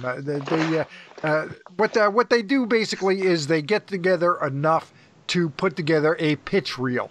Okay, and I think you know what I'm talking about there. Yeah. Basically, they can go to these different media companies, try to sell programming, intellectual property, whatever the case may be. And you got to admit, Dave, if they took the material that was generated in the mainstream media, high-level mainstream media too, put that into a pitch reel, that's a pretty damn good pitch reel. So then they get their TV deal done. Okay, that's generating more cash flow. They need pre-production money. They're getting it from the A&E network. And now May comes, and the show is going to go on the air, and that's how I would do it. If I wanted to tell my story, I would tell it in a venue that I had control over, through a platform I had control over, like this show, like or over on my website. Something that I didn't have to go through the filter of the New York Times, where they could ask me questions. They decide, well, that answer wasn't all that interesting. I'm not even going to bother including that. Where I might think that answer is essential. I want to include that. So all of a sudden now they've got this venue, this platform where they've got time. It's not like 5-minute segments where they go on Tucker Carlson and gee, really, UFOs really exist? Like, no shit, Sherlock, they do. Yeah, they can do their thing their way. If that's the plan, and it looks like it to me, that's not a bad plan. I think that's an okay plan. Well, you know what, though? It all depends what the plan is, though. It all depends what the plan is, and they haven't been very forthright with the plan. And this, Dave, what you do is you look at what they're doing, and you see these steps that sort of make sense. Maybe a few of them didn't at the time, and it built up some frustration. But now that they might be at the payoff point in May with their own programming, apparently, I don't know if it's 6 1-hour shows, maybe 6 2-hour shows. They've got 6 hours, maybe more, to get their story across, make their presentation. The content of that presentation might be pretty good. Well, I mean, it could very well be. I mean, they are wanting to bring this to the media forefront. I mean, you and I are going to agree to disagree in regards to this, because I have been very, very public in regards to the media narrative that the TTSA has been going on. And I realize there is a bunch of people out there who will agree with me, and there's a bunch of people out there who disagree with me. Okay, I don't think for a second that they have been very, very open with what they are doing. They've given us tidbits, great tidbits. Okay, David Fravor and the entire video there was fantastic. The other video footage that they have provided, that they've been able to get out of the Pentagon, has been fantastic. Okay, they have brought, and I will give credit where credit is due, they have brought the field of ufology to levels that have not been heard of since Roswell.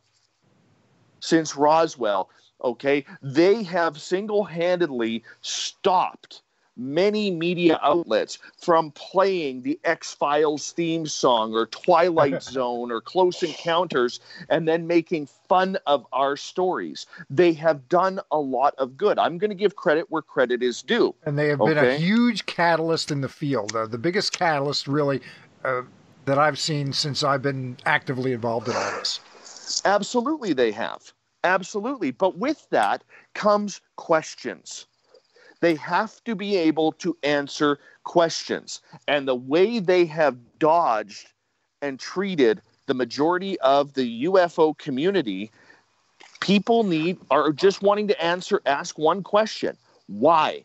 Why are you ignoring this? Why is there nobody who's been a ufologist for the last 20, 30, 40 years on your team?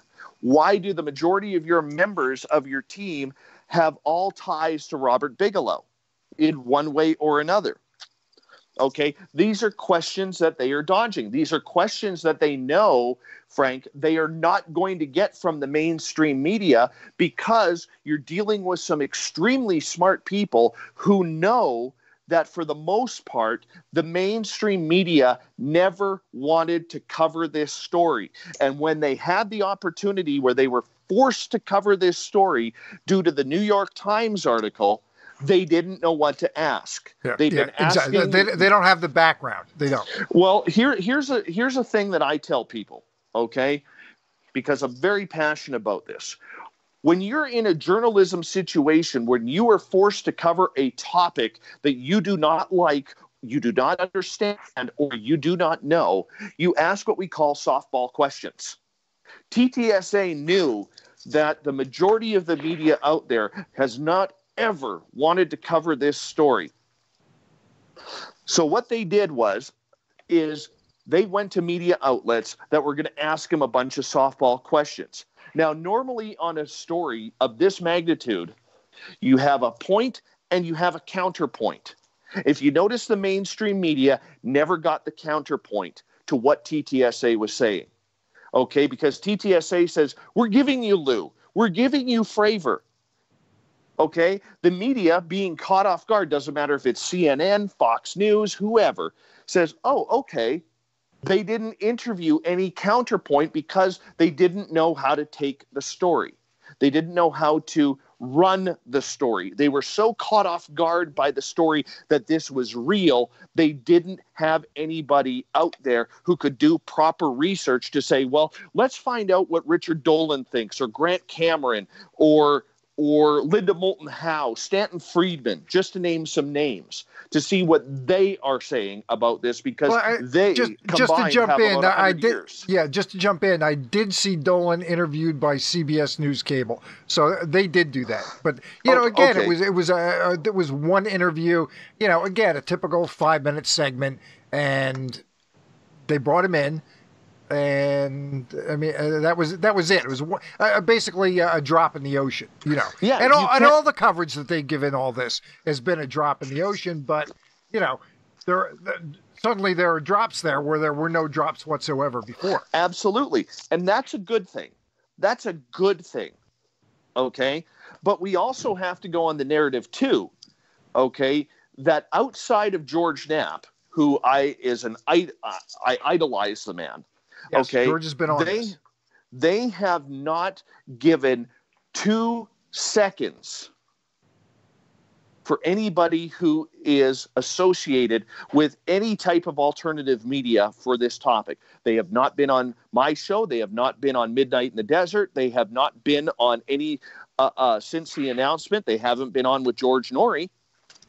Okay, they haven't been on with Linda Moulton Howe's show, with anybody's show. Well, no, Eric Davis did Linda's show, and Fravor did Linda's show. Nolan recently did Linda and John's show. So, although Nolan isn't directly connected with TTSA anymore. What I'm saying is the major players. Where's Tom? Where's Lou? Well, Tom did the Rogan show, and that didn't necessarily go over especially well. Well, and one thing I'll say about his appearance on the Rogan show is that Rogan asked some very good questions, but it was at a point where I guess Tom was unwilling or unable to answer those questions. Well, Rogan asked a lot of good questions that the mainstream did not. But now from what I heard from the Rogan show. Okay, from my sources, I heard that after that interview, there were members of the TTSA and the hierarchy that weren't too impressed with some of Tom's answers. For instance, talking, never mind the UFOs, but a lot of Tom's antics where he talked about whipping his dick out and doing the interview with his dick out. They don't want to hear that. Okay, and that's part of the reason why they got shut down. That could be. That's scuttlebutt. The interview did not go. It's important, Frank. It's important because here you have the man who says that he created the To the Stars Academy, and now he's being pulled off, and now Lou is becoming the face of the To the Stars and not Tom. Well, Tom is still involved. Tom was over in Italy with Elizondo when they did their conference a few months ago, last fall, I think it was. Yes, I understand that. But Tom hasn't given any interviews since the Rogan. But Tom is going to be on the show. Tom is going to be a face on the show. Absolutely, he would, because it's camera time and it's controlled. They can edit him. Rogan's not edited. Other interviews are not edited, whether it's your show or my show or whatever. We like it that way. We like it ugly and ragged. Exactly. But the point that I'm getting at is Tom made a fool out of himself. Well, the interview did not go well. There was a point early on where Rogan was asking some questions, and DeLong asked Rogan, have you done your background on this? Have you investigated a little bit and found out what's going on? And Rogan said he did not. Now, Rogan intuitively, I think, asked some very good questions, but he was very much focused on the type of thing that, if you really took a look at this, DeLong is not going to answer. You know what I mean? He's not going to be able to answer, who's involved on the Defense Department side and things like that. Absolutely. You can't. They can't answer this. They are playing with people who are so high up in regards to this. We will never know their names. Yeah, well, we still don't know the name of the guy who initially approached Reed and Bigelow to get the ATIP program started. I'd like to know who that is. Got a little bit of his background. He's got a couple of doctorates, and worked in the intelligence field. But beyond that, we don't know who that is. I'd like to know who that is. I would like to know what Bigelow's role is. He's being awfully silent since his 60 Minutes interview in May of 2017. And if we're naively saying that Bigelow has nothing to do with this, we all deserve to give our heads a shake. Yeah. Com Kelleher, who ran Bigelow's NIDS, is on the board with TTSA. So, yeah, clearly, it's a consortium. It's a consortium. That's what it is. Absolutely. And if you look at the board of the To the Stars Academy, one way or another, the majority of that board has ties, very close ties, to Bob Bigelow. Sure they do. Absolutely.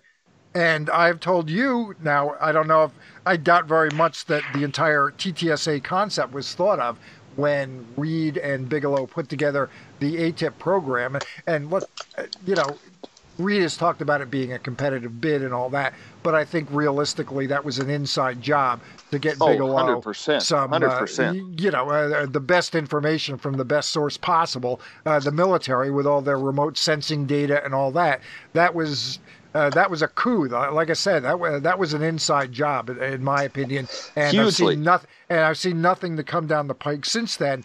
But at some point in time, it was decided that, let's do this To the Stars thing. And from what Grant has been saying for a long time, and I don't think he's ever backtracked or said, well, I was wrong about that, which he does do when on those rare occasions when it comes up, was that DeLong was, in fact, the catalyst for all this. He was the guy who was running around getting in with these people, and, some light bulbs went over some heads, and they said, yeah, let's do this thing. Let's see what we can do about getting the word out this way. Well, absolutely. And why not use DeLong for their purpose? DeLong's the perfect target. He's popular. He's rich. He has a multi-million following on social media. Okay, why not use him? Sure. Right? He takes it seriously, Absolutely. He's the perfect guy to say, okay, you've put this together, and make him believe that. I don't believe for a second that Tom put it together on his own on just the thoughts. Well, clearly not, because he's working with a lot of people. But to say that, and I think Grant is sticking to this, I have no way of knowing, but I'll take Grant's word for it on this, that DeLong was a real catalyst to get this thing going. The same way TTSA over the last year plus has been a catalyst, and a lot of independent researchers, including me, including this show, saying, let's get more involved. Let's try to take our game to another level and getting new people involved and so on and so forth. So the catalyst leads to another catalyst, and hopefully leads to more catalysts out there, and getting more people interested, getting more good information out there for anybody who wants to take it all in. Well, I mean, we can agree to disagree on the role of DeLong. I don't give him as much credit as many people do for putting this together, when you have the exact same people who have been working with Bigelow all along. All of a sudden, this rock star who has an interest in UFOs and wrote a fictional book about it called Secret Machines, coming together and saying, hey, I'm going to put this dream team together. I think it's a little bit more convoluted than that. And even Grant has admitted that. That could be, but if DeLong makes the approach, let's say it's somewhat mutual, DeLong doesn't start bugging people. But if you remember way back in the day, when it first seemed that he was going to be more proactively involved in this, it was a documentary. That's it.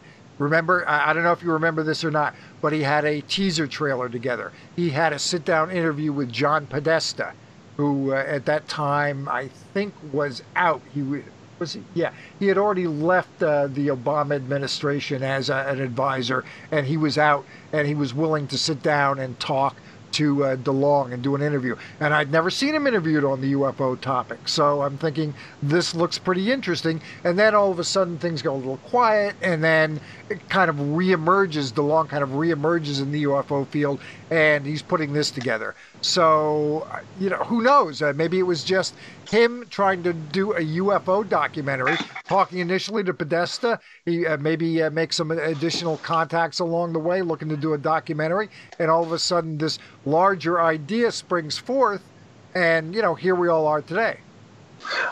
I don't think that's unreasonable there. Well, I mean, you have to look at it too. That when if you want to go down the road of Podesta, when he left the Obama campaign, he sent out an ominous tweet on February 13th, 2015 that says, "My biggest regret was not secure in 2014 was not securing the hashtag disclosure of the UFO files, hashtag the truth is still out there." Yep. So exactly. Podesta, previous to that, had also written a couple of forewords, including one on Leslie Kean's book about UFOs. He has a major interest in this. And that's he was in James Fox's last movie, too. Absolutely. But he was in front of the National Press Club. And for people, and mainly the mainstream media, to ignore that tweet when you have the highest ranking government official claiming that he can't get the files out, that's an issue. That's a major issue, right? Major issue. During the campaign, because remember, he was involved in the Hillary Clinton campaign, and Absolutely. the WikiLeaks came out, and you were seeing some emails involving Podesta. Most of them were to Podesta, where he's not necessarily responding, but you see the kind of people, including Tom DeLonge, including some names getting dropped, including the then still alive Edgar Mitchell. So this was a guy who was at least involved, maybe passively, and people are just kind of like sending him emails, and he's looking at him and going, okay, but I've got other fish to fry here. I'm trying to get Hillary Clinton elected. But that came out. Yeah, absolutely, it came out. But to say that we have a fanboy who's put this dream team together, I think that's a little far-fetched. Because it just doesn't make sense. It doesn't make sense that Tom could use his rock star status to all of a sudden be having conversations with the head of Lockheed Skunk Works, with John Podesta, and with whomever else is willing to listen.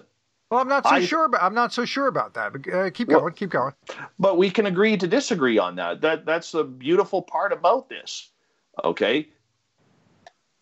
Okay, I just wanted to ask a different question, and I just wanted to paint a backdrop of the question before I ask it. It's this interesting part of history that I know both of you have probably studied. It's going to take a little while before I get to the question, so I'll just go ahead and start now. There are reports and confessions of some governments admitting their attempts to manipulate and propagandize certain subjects. A few examples. CIA created Project Incultra, which began in 1953. I think it was broken by the Fifth Estate media, by the way. Regarding Jacques Vallée and the U.S. government, Project Bluebeam, the plan to fake the second coming of Christ, which was investigated by Dr. Jacques Vallée, and he talks about it on Jeffrey Mishalov's program, Thinking Aloud. He said during the Watergate trials, false flag plans were uncovered, originating in the White House to fake the second coming of Christ by using holograms mounted on a surfaced submarine, which would result in an attack on Cuba. Now, more recently, the AP, a very venerated outlet, released an expose on Zuneo.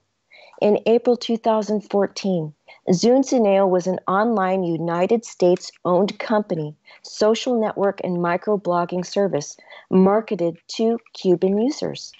The service was created in 2010 by the U.S. Agency for the International Development. The U.S. government covertly developed the service as a long-term strategy to encourage Cuban youth to revolt against the nation's government, fomenting a Cuban Spring, a reference to the Arab Spring revolutions. The initiative also appears to have had a surveillance dimension, allowing a vast database about Cuban Zunzuneo subscribers, including gender, age, receptiveness, and political tendencies to be built. Okay, knowing that First World and other types of governments around the planet have actually spent a lot of time, effort, and money to manipulate people. Dave, do you think the U.S. government and other governments around the planet are still currently manipulating and propagandizing efforts? And if so, for what reasons? Well, I think when it comes to this topic, there's a lot of manipulation going on at a higher level. There's a lot of secrets out there that maybe they don't want to give out, whether it's technological, whether it's military, whether it's anything. You know, why would they want to give out the secrets? Why would they? We are talking, when it comes to UFOs, we are talking about the literal second biggest story in mankind's history next to Jesus Christ himself coming down from the heavens. What else is out there? How long have they been in contact? How are we able to manipulate any type of technology that we may have? All right?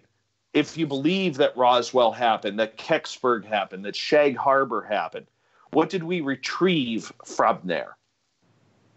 What do we have? Do we have ETs? It bases, I mean, this is such a broad question, all right, because it bases everything on mankind's history. It affects religion. It affects technology. It affects our everyday thinking, that we are alone in this universe, that the majority of people on this planet pay no attention to, right? And if you look at the United States alone, how would the populace react if they knew their government had been hiding extraterrestrials and ET technology for decades? Decades. Well, just to go back now to Bob Bigelow. You had brought his name up, and we had a question in the chat asking if you think that Bob Bigelow is nefarious. It's kind of a vaguely worded question, but do you think he's nefarious in any way? Hi, Tom from MUFON.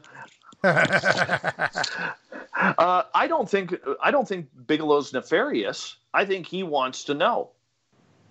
What I would like to know is why the interest. What caused him to have that sort of intrigue that he has literally thrown millions of his own money, okay, into this field, okay. Well, his family had sightings back in the day. He's talked about this. Yes, but is there more to it? And why is he so secretive? Is it about the technology? Is it about getting to space? Is it about his own personal quest? What is it about? Why did you buy the Skinwalker Ranch? Why, what intrigues you that you are keeping a lot of this away from the public when you know that the public wants to know the answers because it's happening to them as well? And unfortunately, he's a very private man. Do I think he's doing it for nefarious reasons? No, not at all.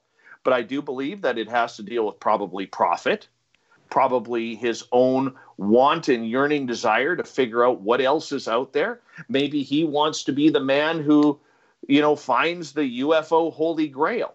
Well, he's a believer. I don't think there's any question about that. He's Absolutely not ambiguous at all.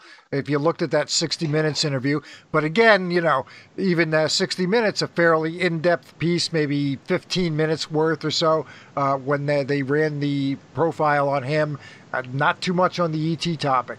He said he's a believer. He doesn't give a damn what anybody else thinks, and that was about it. No reason behind it. They just kind of left it there. And that's what we got. Absolutely. But I mean, you look at it, if you look at the reality of that 60 Minutes interview with Bigelow.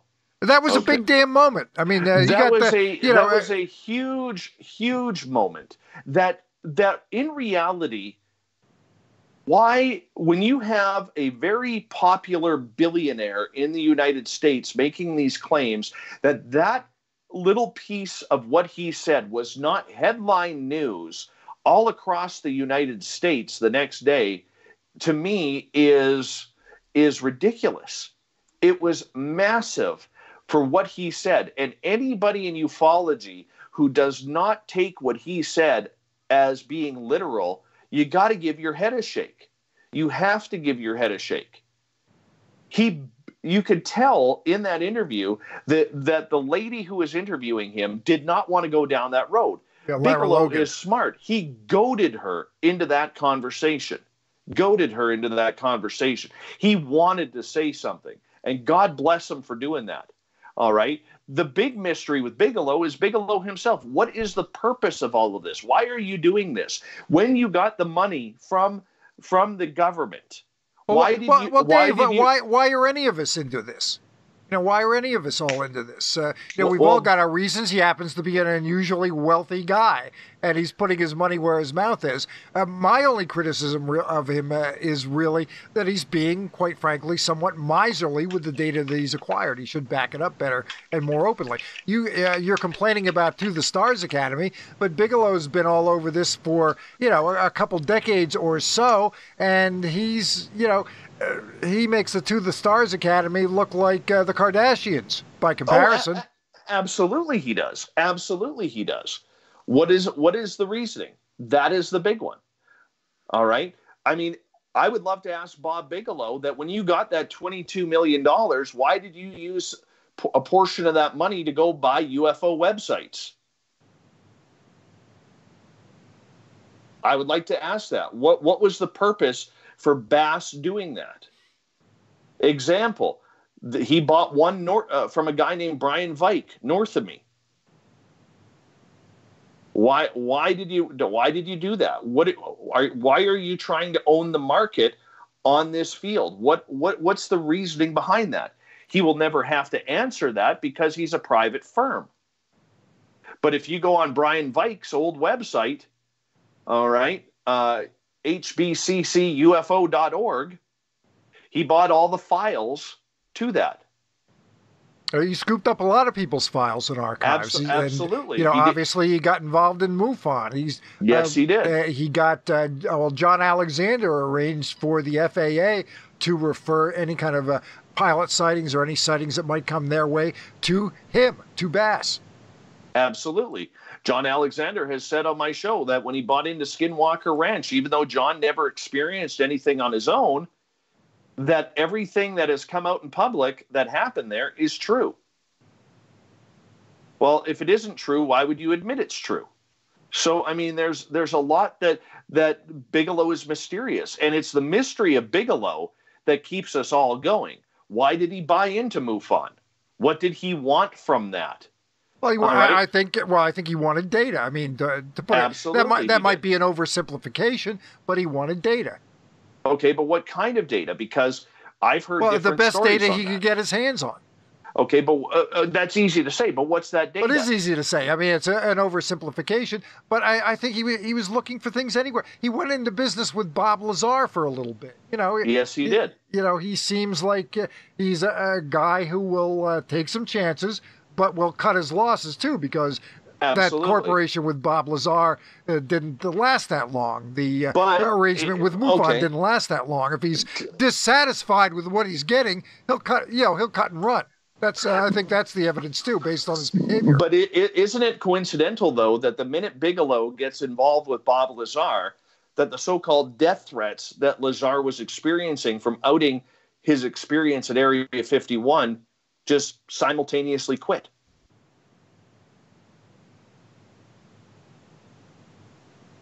Go.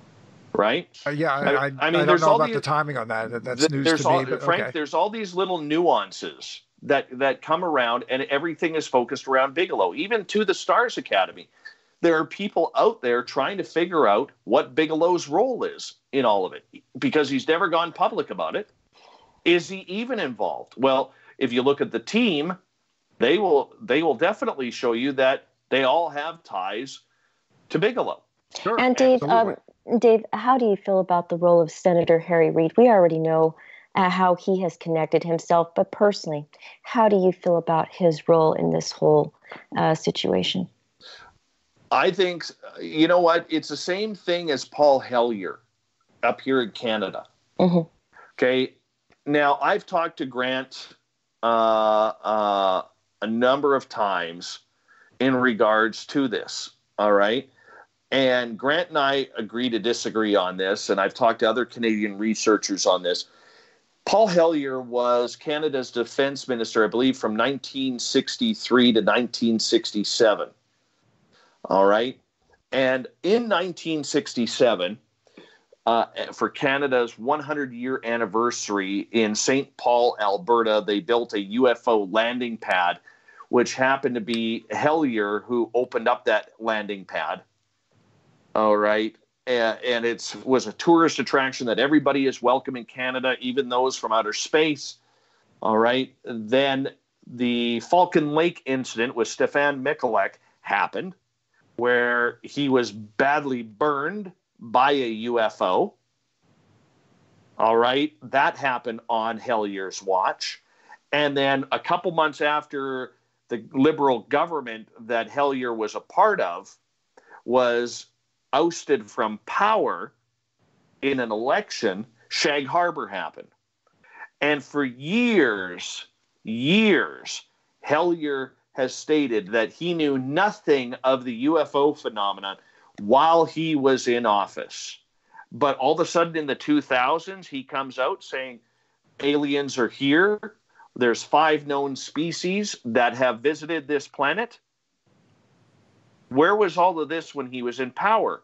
And I look at the same thing with Harry Reid, okay, where all of a sudden Harry is becoming, now that he's no longer in D.C., becoming a major voice on pushing D.C. publicly towards the UFO phenomena. Harry, why didn't you do that publicly when you were in office? What were you afraid of? What were you hiding, Harry? We know you were hiding the $22 million that you got Bigelow. So obviously it was on your mind, Harry.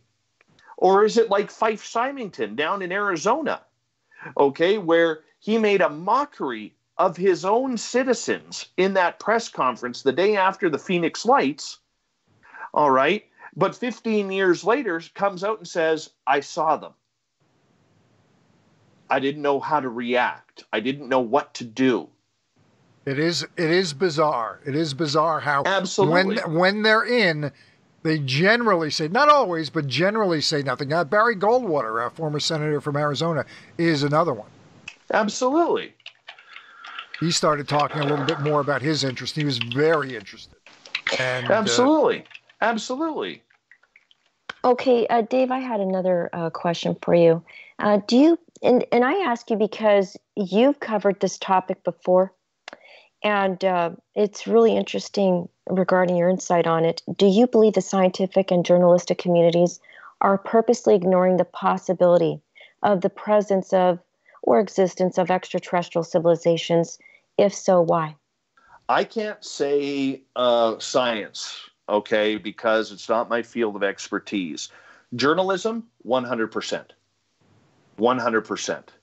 Now, it's not for the reasons that the public would love to have you know, okay? It's not for the reasons of I've heard stories and I've debated people on this, both on my show and online, where people say, well, the reason why the UFO story hasn't been on mainstream news is that every news outlet has a government official working there saying what can and cannot be put on the air. That's a bold-faced lie. That's just a terrible excuse, okay, that people are making up. There are no government officials working in newsrooms saying what can and cannot get on the air. So let's just clarify that right off the bat, okay? The reason why the mainstream media has not wanted to cover this story is you have to understand how people in media work, okay? They are a fickle bunch. They are a five senses bunch. They deal with BS every single day, and they try and find stories that revolve outside of that BS, and it wears on people. So when you get somebody calling up saying, I've had a UFO experience and I've got video to prove it, they're like, yeah, whatever, just go away. Go away. I don't have time for somebody seeking 15 minutes of fame. That's why they've hated this topic for a number of years, is because, like I said earlier in the show, the average journalist looks at the field of ufology as someone, the average person in ufology isn't the Chris Cogswells, isn't the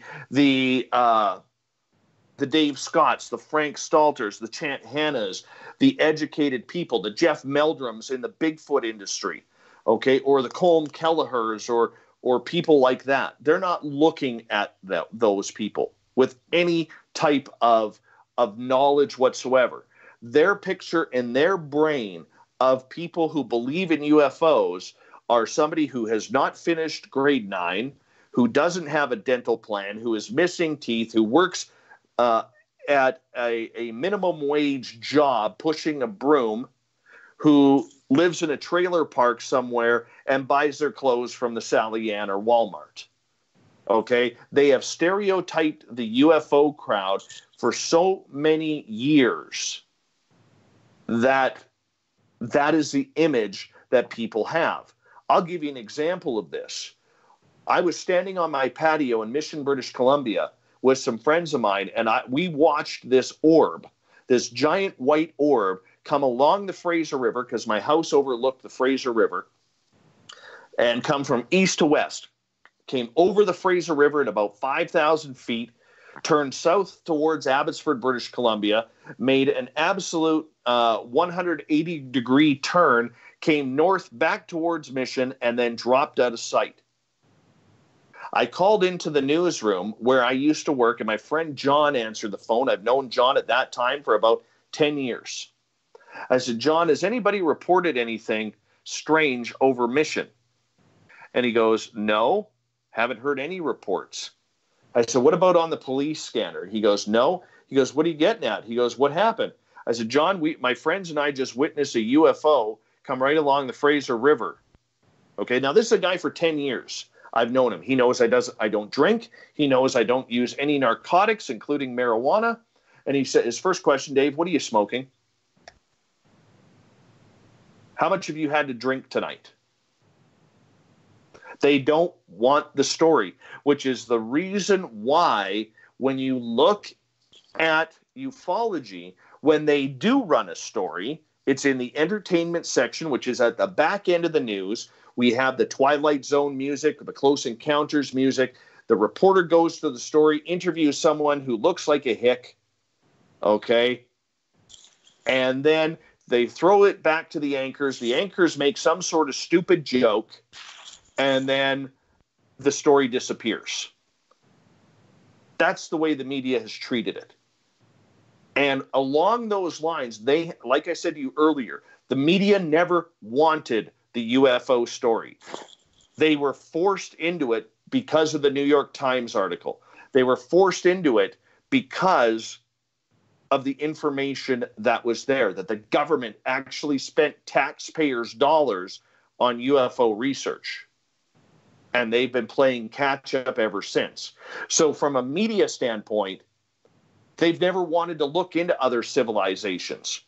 All right? They know Hollywood exaggerates everything, like we learned with Fire in the Sky. They know... And we're learning with Project Blue Book, the TV show. Exactly. They've also learned that any type of special, so if you go on History Channel or you go on Discovery, the highest rated television programs outside of NFL football usually deal with ghosts or UFOs, unless it's Seinfeld back in the day. All right, or Who Shot JR. But the media doesn't accept that, because if you look at a lot of these shows that are out there, they're so outrageous, or they are so geared towards fear-mongering, that the media, who lives in the here and now, does not take those stories seriously. And that's the issue. They haven't had to take it seriously because, I mean, you go on History Channel and you get this deep voice saying, what do we do if there is an alien invasion? Are men and women on this planet prepared? What do our governments do when extraterrestrials come down? They sensationalize what is truly happening. So there's been no point up until December 16th, 2017, for anybody in the media to take this seriously. And that's as simple as it is. Okay, Dave. Has society evolved to the point where it feels there's extraterrestrial activity and they're more willing to acknowledge the possibility of it? I think that they are getting smart. They are becoming aware. I think there's a big difference between awareness and preparedness. If you were to ask me, is society prepared for the United States government or the governments of the world to come out and say, aliens are here, they walk among us, much like Bigelow did? I don't think that the public is ready. You're going to have a bunch of people. I mean, look what happened during War of the Worlds. Granted, it was a different time. But if you come out and say that, there's going to be some sort of anarchy that goes on. The religious community, who has said all aliens are demons for centuries now. Well, some have said that. That comes, I think, from largely a small subset of fundamentalist Christians. They have said that, yeah. Well, I'm staring at a church right now that is not fundamentalist, that totally believes that all aliens are demons. Right? And I come from a religious community. So the point that I'm getting at is you have to worry about the religious community. What's the effects? Now, the Catholic Church has started recently in saying if aliens do come down, we'd be willing to baptize them. Pope Francis has said that. The Catholic Church has a very, very strong, is starting to push the strong belief of an alien presence.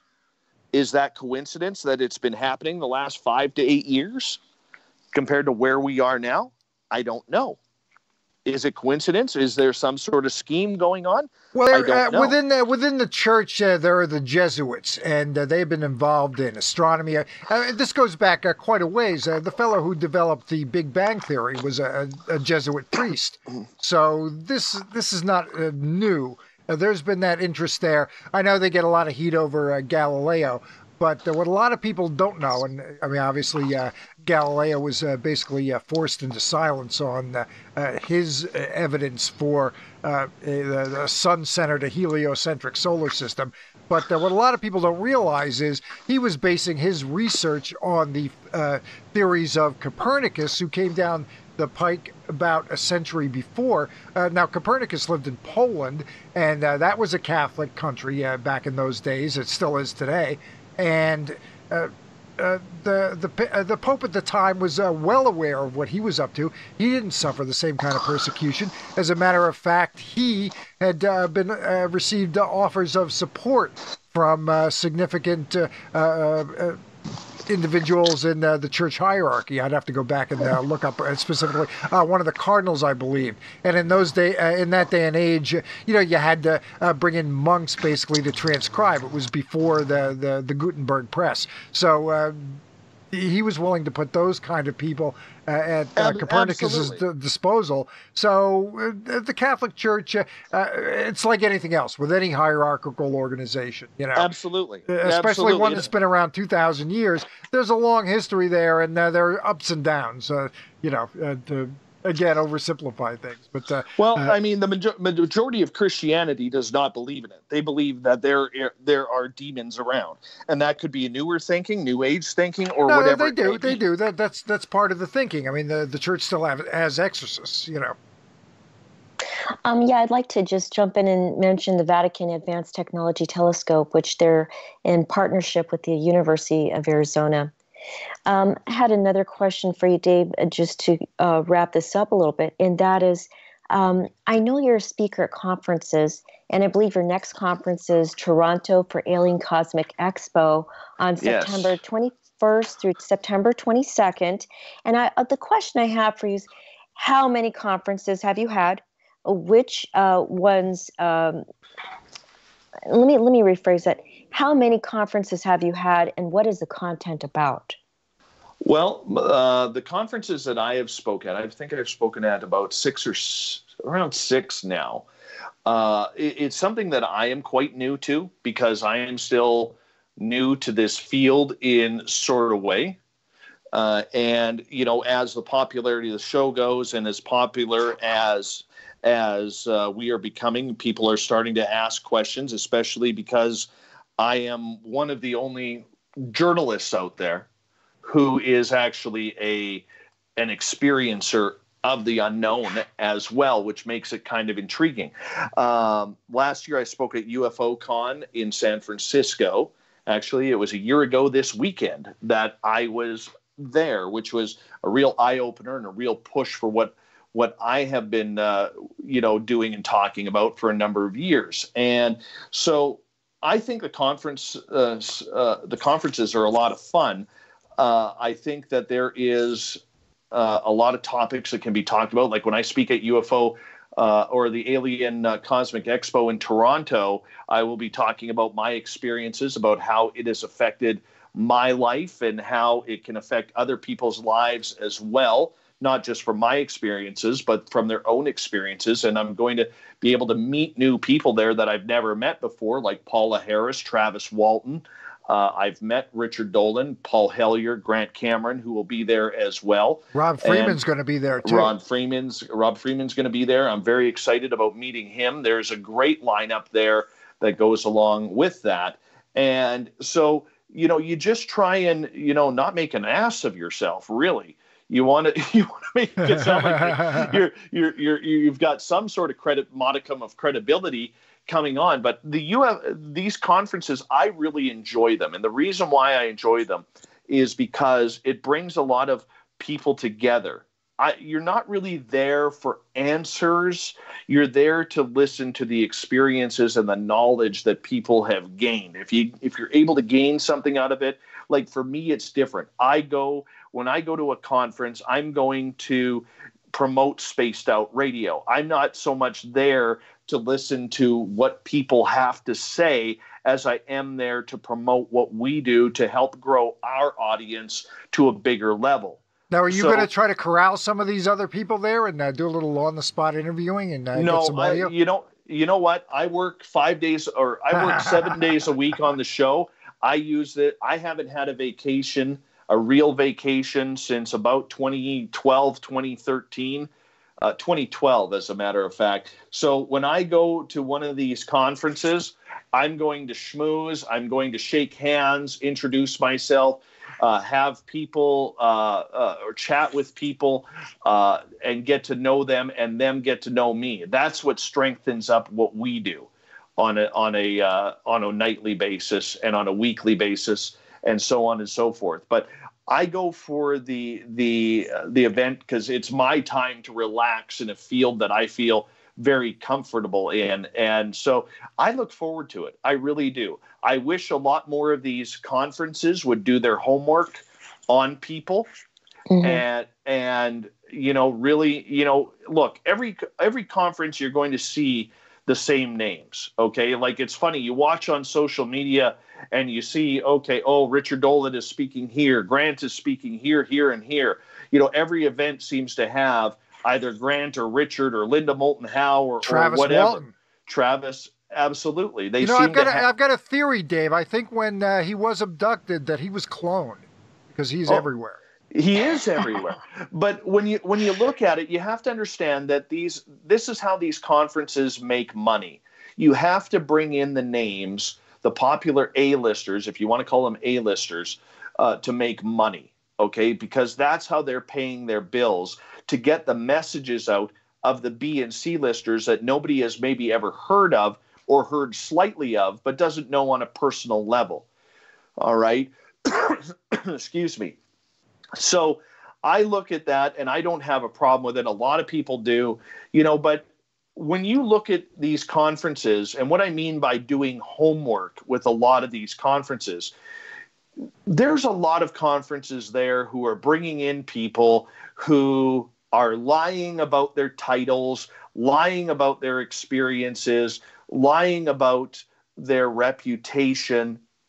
And to me, that's disappointing because there's a lot of good people out there who are smart, who are dedicated, who have never spoken at a conference before, or maybe they've done one, maybe two maximum, who haven't got an opportunity to do so. Like, I'm blown away that this year, Chris Cogswell will be speaking at his first conference in Los Angeles. Now, here's a guy who is MUFON's former scientist. He's a brilliant mind in this field. He believes in UFOs. He wants to find about them. And the funny part about it is he's not even speaking on the science of it. He's speaking about podcasting.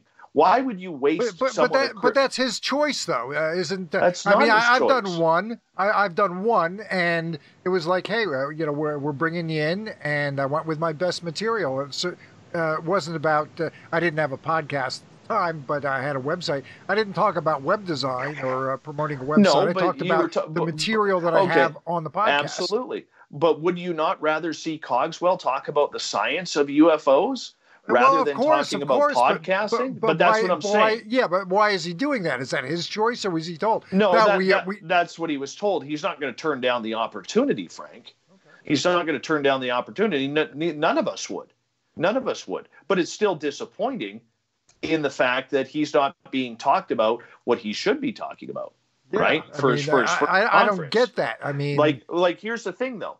If it's podcasting, Frank, you got a popular show.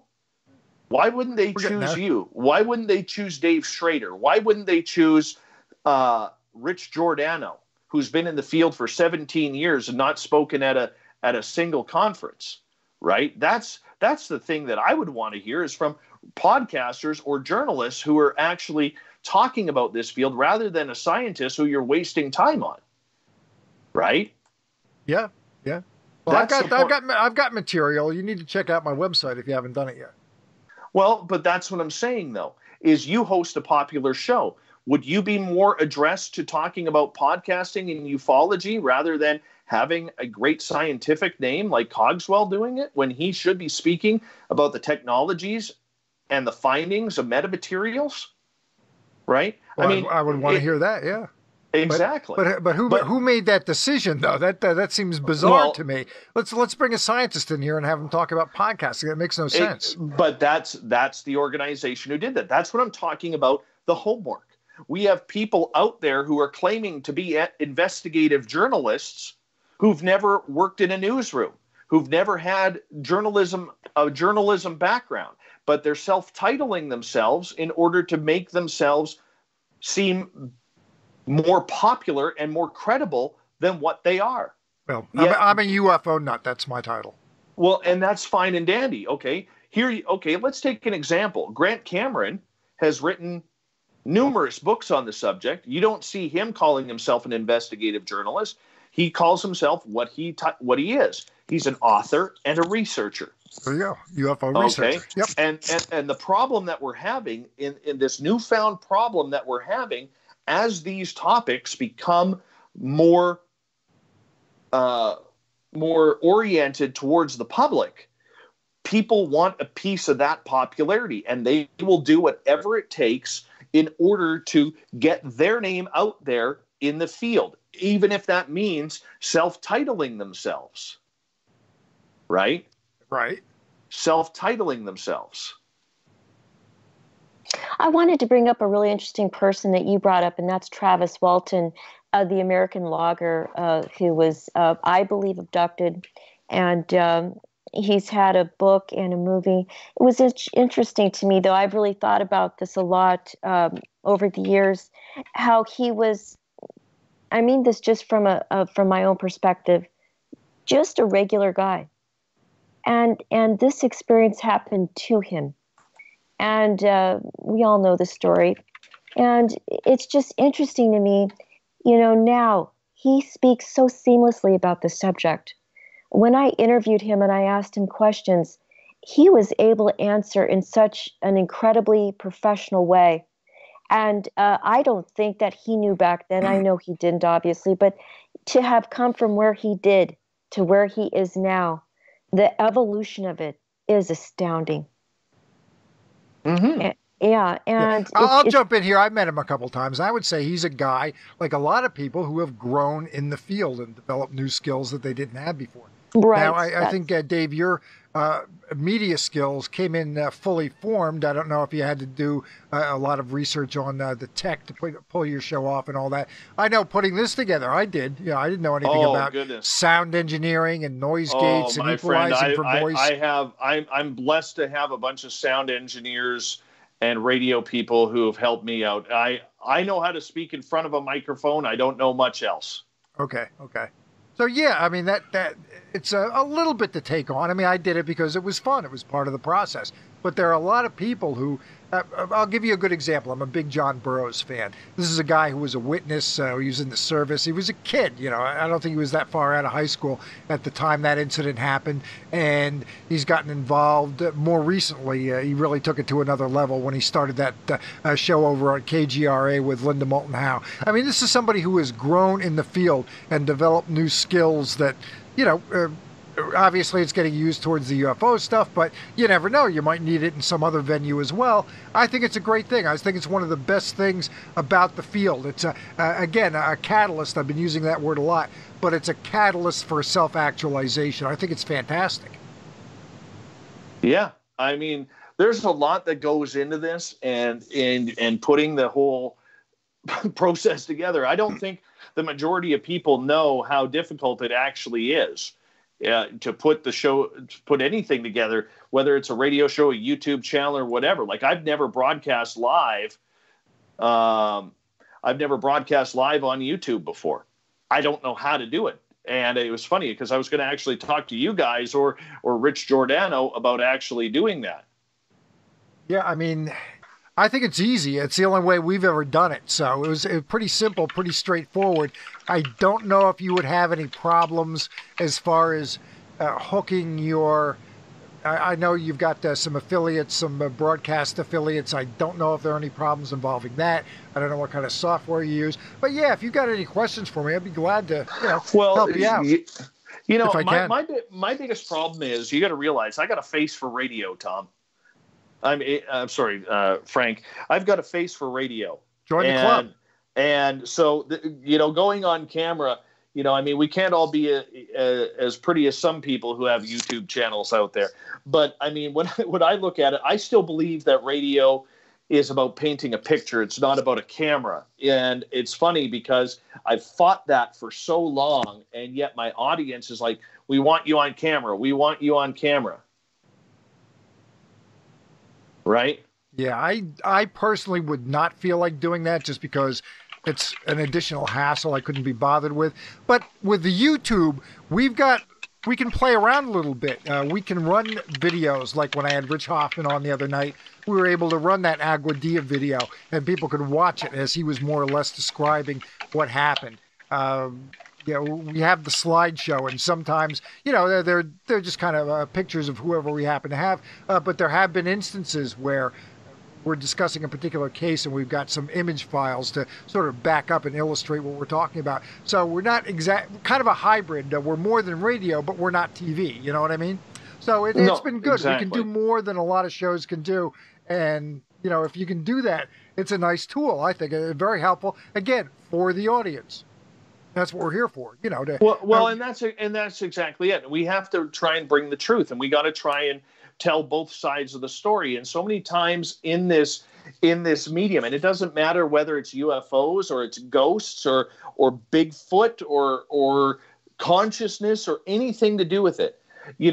We have broken down these systems so much into so many different genres that it's difficult for anybody to get any type of truth because nobody is dealing with the big picture anymore. Very few are dealing with the big picture. Well, I know you try. We try for sure here. There's some. They're out there. Grant's got his show over at KGRA. John and Linda do their show. Dolan's got his show. There are others too. There's some very good shows out there. Martin Willis has his show. Alejandro does a show once in a while. So I don't have enough time in the day to listen to all the good shows that are out there. It's pretty well developed. There are some excellent shows. There's some excellent shows out there.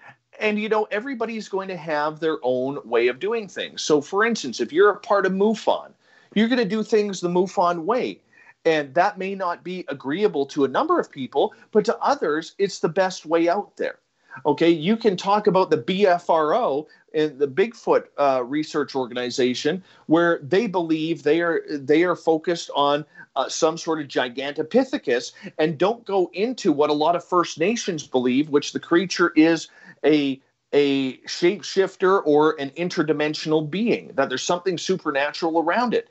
Okay, that's fine for a number of people, but it's not fine for others.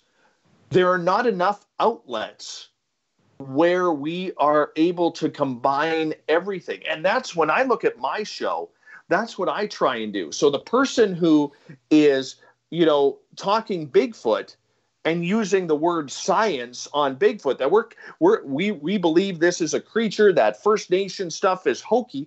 And my question back will be, how is it hokey? Have you studied it? No, I don't study that stuff. Well, then you're not conducting anything scientific, are you? Well, yeah, we are, because we're conducting scientific experimentation. Well, no, science is about proving and disproving theory. So if you're automatically eliminating the First Nations thought on this in regards to what you believe and your opinion, you're not conducting anything scientific. You're conducting opinion. And that's what it comes down to. And so there's a lot of people who need to answer some easy questions for others to move on. It doesn't matter what field you are in. But with the advancement of podcasting and YouTube channels and blogging and vlogging and everything to go, we've broken it down into so many different little sects that bringing it all together is going to be extremely difficult. And another thing that I'm finding in doing this is compared to what I was doing, which is more of writing up blogs and using text, it can be a little difficult for a person with a limited amount of time to pour through even an hour or an hour and a half or a 2-hour interview, and getting, you know, they might not already be familiar with a lot of the stuff that gets discussed, but, you know, there's that 5 minutes worth that they do want to get to, and that's a big investment of time for, you know, maybe not enough return. So I do see, after having done this for not quite a year now, that there are some limitations in this. It's nice to have that instantaneous interaction that we get with guests like you and the other people that we've had on the show, but there are pros and cons to every venue, every format.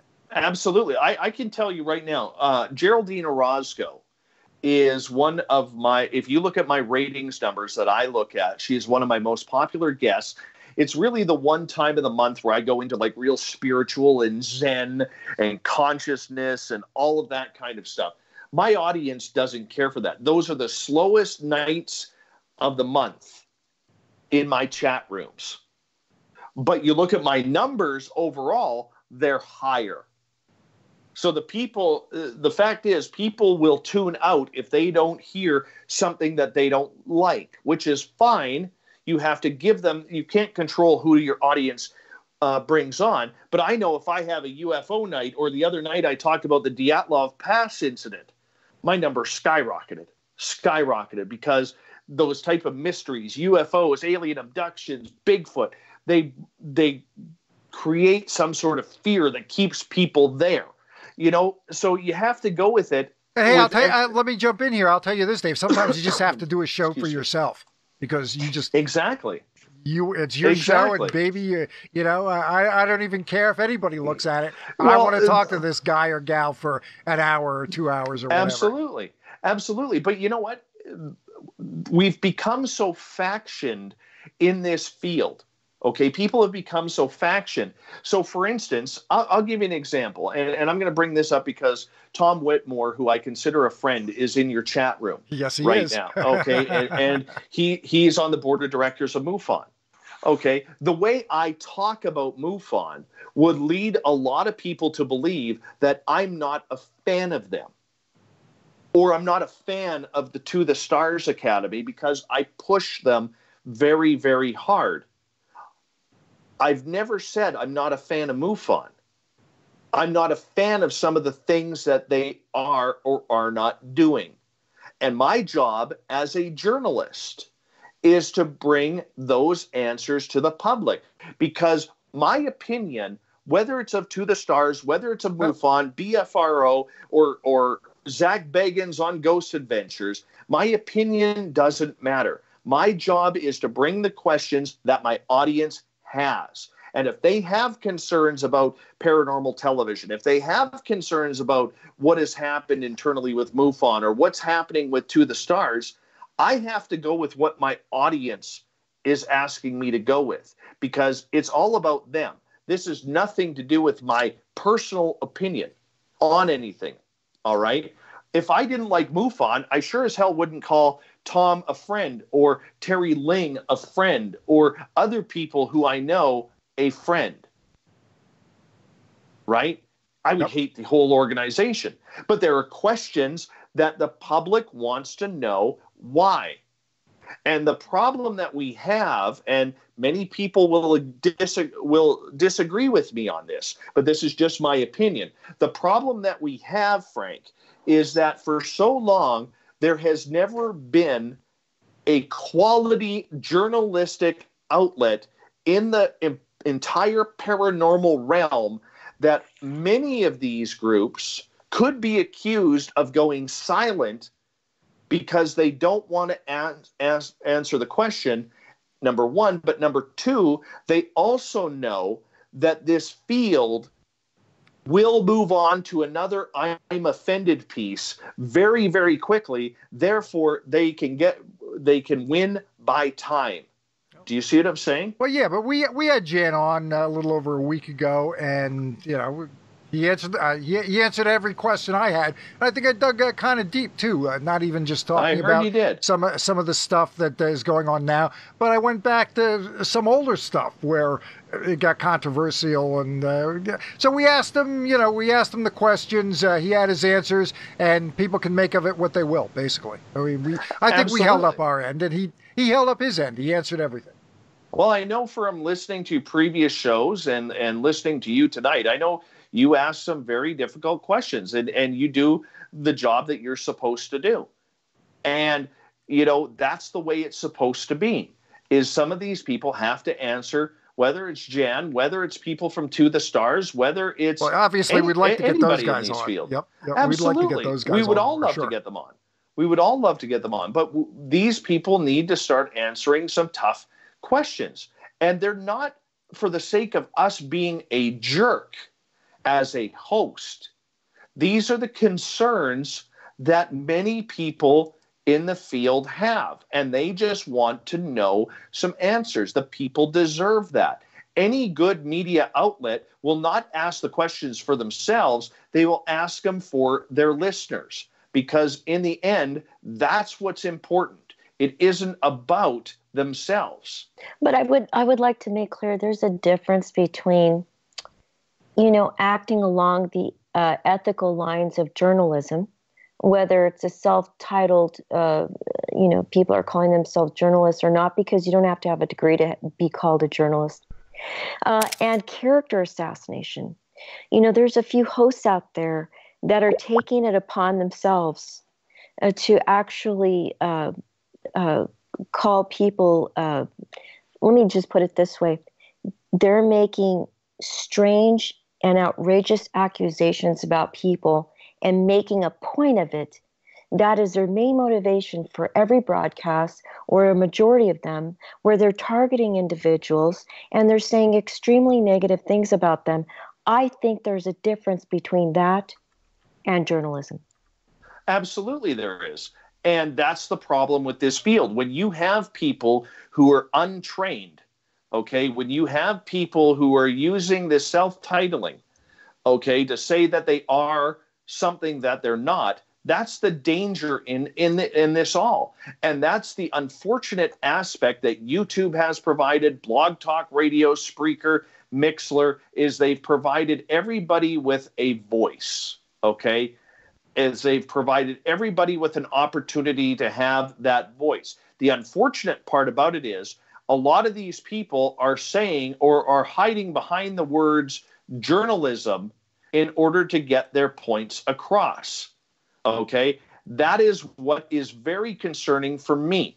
Okay, now a lot of people will sit there and say, will sit there and say, guys, that, oh, well, I conduct things on a journalistic way, or I'm a journalist in this regard or that regard. But you know what? If I went and stole the valor of a soldier, I've never served in the military. If I went and stole the valor of a police officer, a soldier, a firefighter, or a doctor, I can be arrested.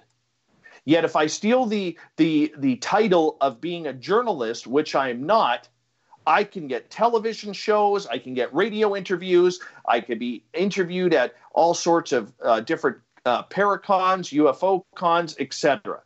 And that's the difference. And you that's don't, with all that, with with the field. media background and radio and the sports coverage that you did, you don't consider yourself to be a journalist? I am a journalist. I thought you said no you bones weren't. about that I'm a journalist. Okay. Yeah. I'm I saying thought you the said people okay. out there who are claiming themselves to be journalists, who have no modicum of respect for the field that they are claiming to be a part of. Got it. I did want to ask one last question of you, Sure. Dave, and that is there anything else that you would like to cover regarding the topic of ufology in a brief sense? Is there something that you can say sort of as a summary regarding what we have to look forward to in the future of ufology? I think people just need to keep moving and keep rolling and keep doing with what they want to do. Okay, but be honest about it. Stop making yourself look better. The hard work will pay off. Okay, people will find you if you do it the right way. Stop BSing your audience. Stop BSing your followers. Try being honest with yourself and the people who are supporting you for once, because that's the way we're going to get answers in this field. That's the way people are going to get what they can out of the knowledge that you have to bring. Stop being a charlatan. That's what we got to end. I think that is one of the most dangerous parts of this entire field right now, is there are too many charlatans, too many people claiming things that they are not, and we got to get back to basics and start being able to take these experiences that people are having and enjoy them for what they are and looking into them for what they could be. All Dave right. Scott, thank you for having been on our show. I'd like to let every one of our listeners know that he is going to be the Toronto for Alien Cosmic Expo on September 21st through the 22nd. And it's been such a fantastic time, a very special time to spend with you today. Thank you, Dave. Dave. Thank you, Frank and Chant. What a pleasure. Yeah, a lot of fun having you on, Dave. I love the back and forth. We get going a little bit, but that's cool. Absolutely. I love it. That's what we're here for, Absolutely, my friend. And you know what? We proved, I want to end with this, Frank. We proved today that we don't have to agree to have a good conversation to create dialogue. Absolutely. That's what it's all about. That's the fun part. Enjoyed the hell out of it, Dave. The link will be up, and I got to scoot. I got a 4 o'clock I got to get to, so I have to go. But the link will be up shortly. The video will process and should be up in an hour. So if you missed the first part, it'll be ready to go soon enough. Thanks, everybody. Chant, we're on later on this week. We've got a couple people, including one that Dave turned us on to. Let me pull that up. What we've got on the agenda. I will go through. We've got Michael Hall this coming Tuesday night. We've got Bruce Cornett. We've got, that's tentative yet. Keith Basterfield's coming up next week. Michael Masters is going to be back on with us. So we've got a good lineup lined up, and we'll be filling in more along the way. So, Chant, thanks again. Dave, thanks again. Good night, everybody. Enjoy what's left of your weekend. Thanks a lot. Bye-bye now. Good night. Thank you.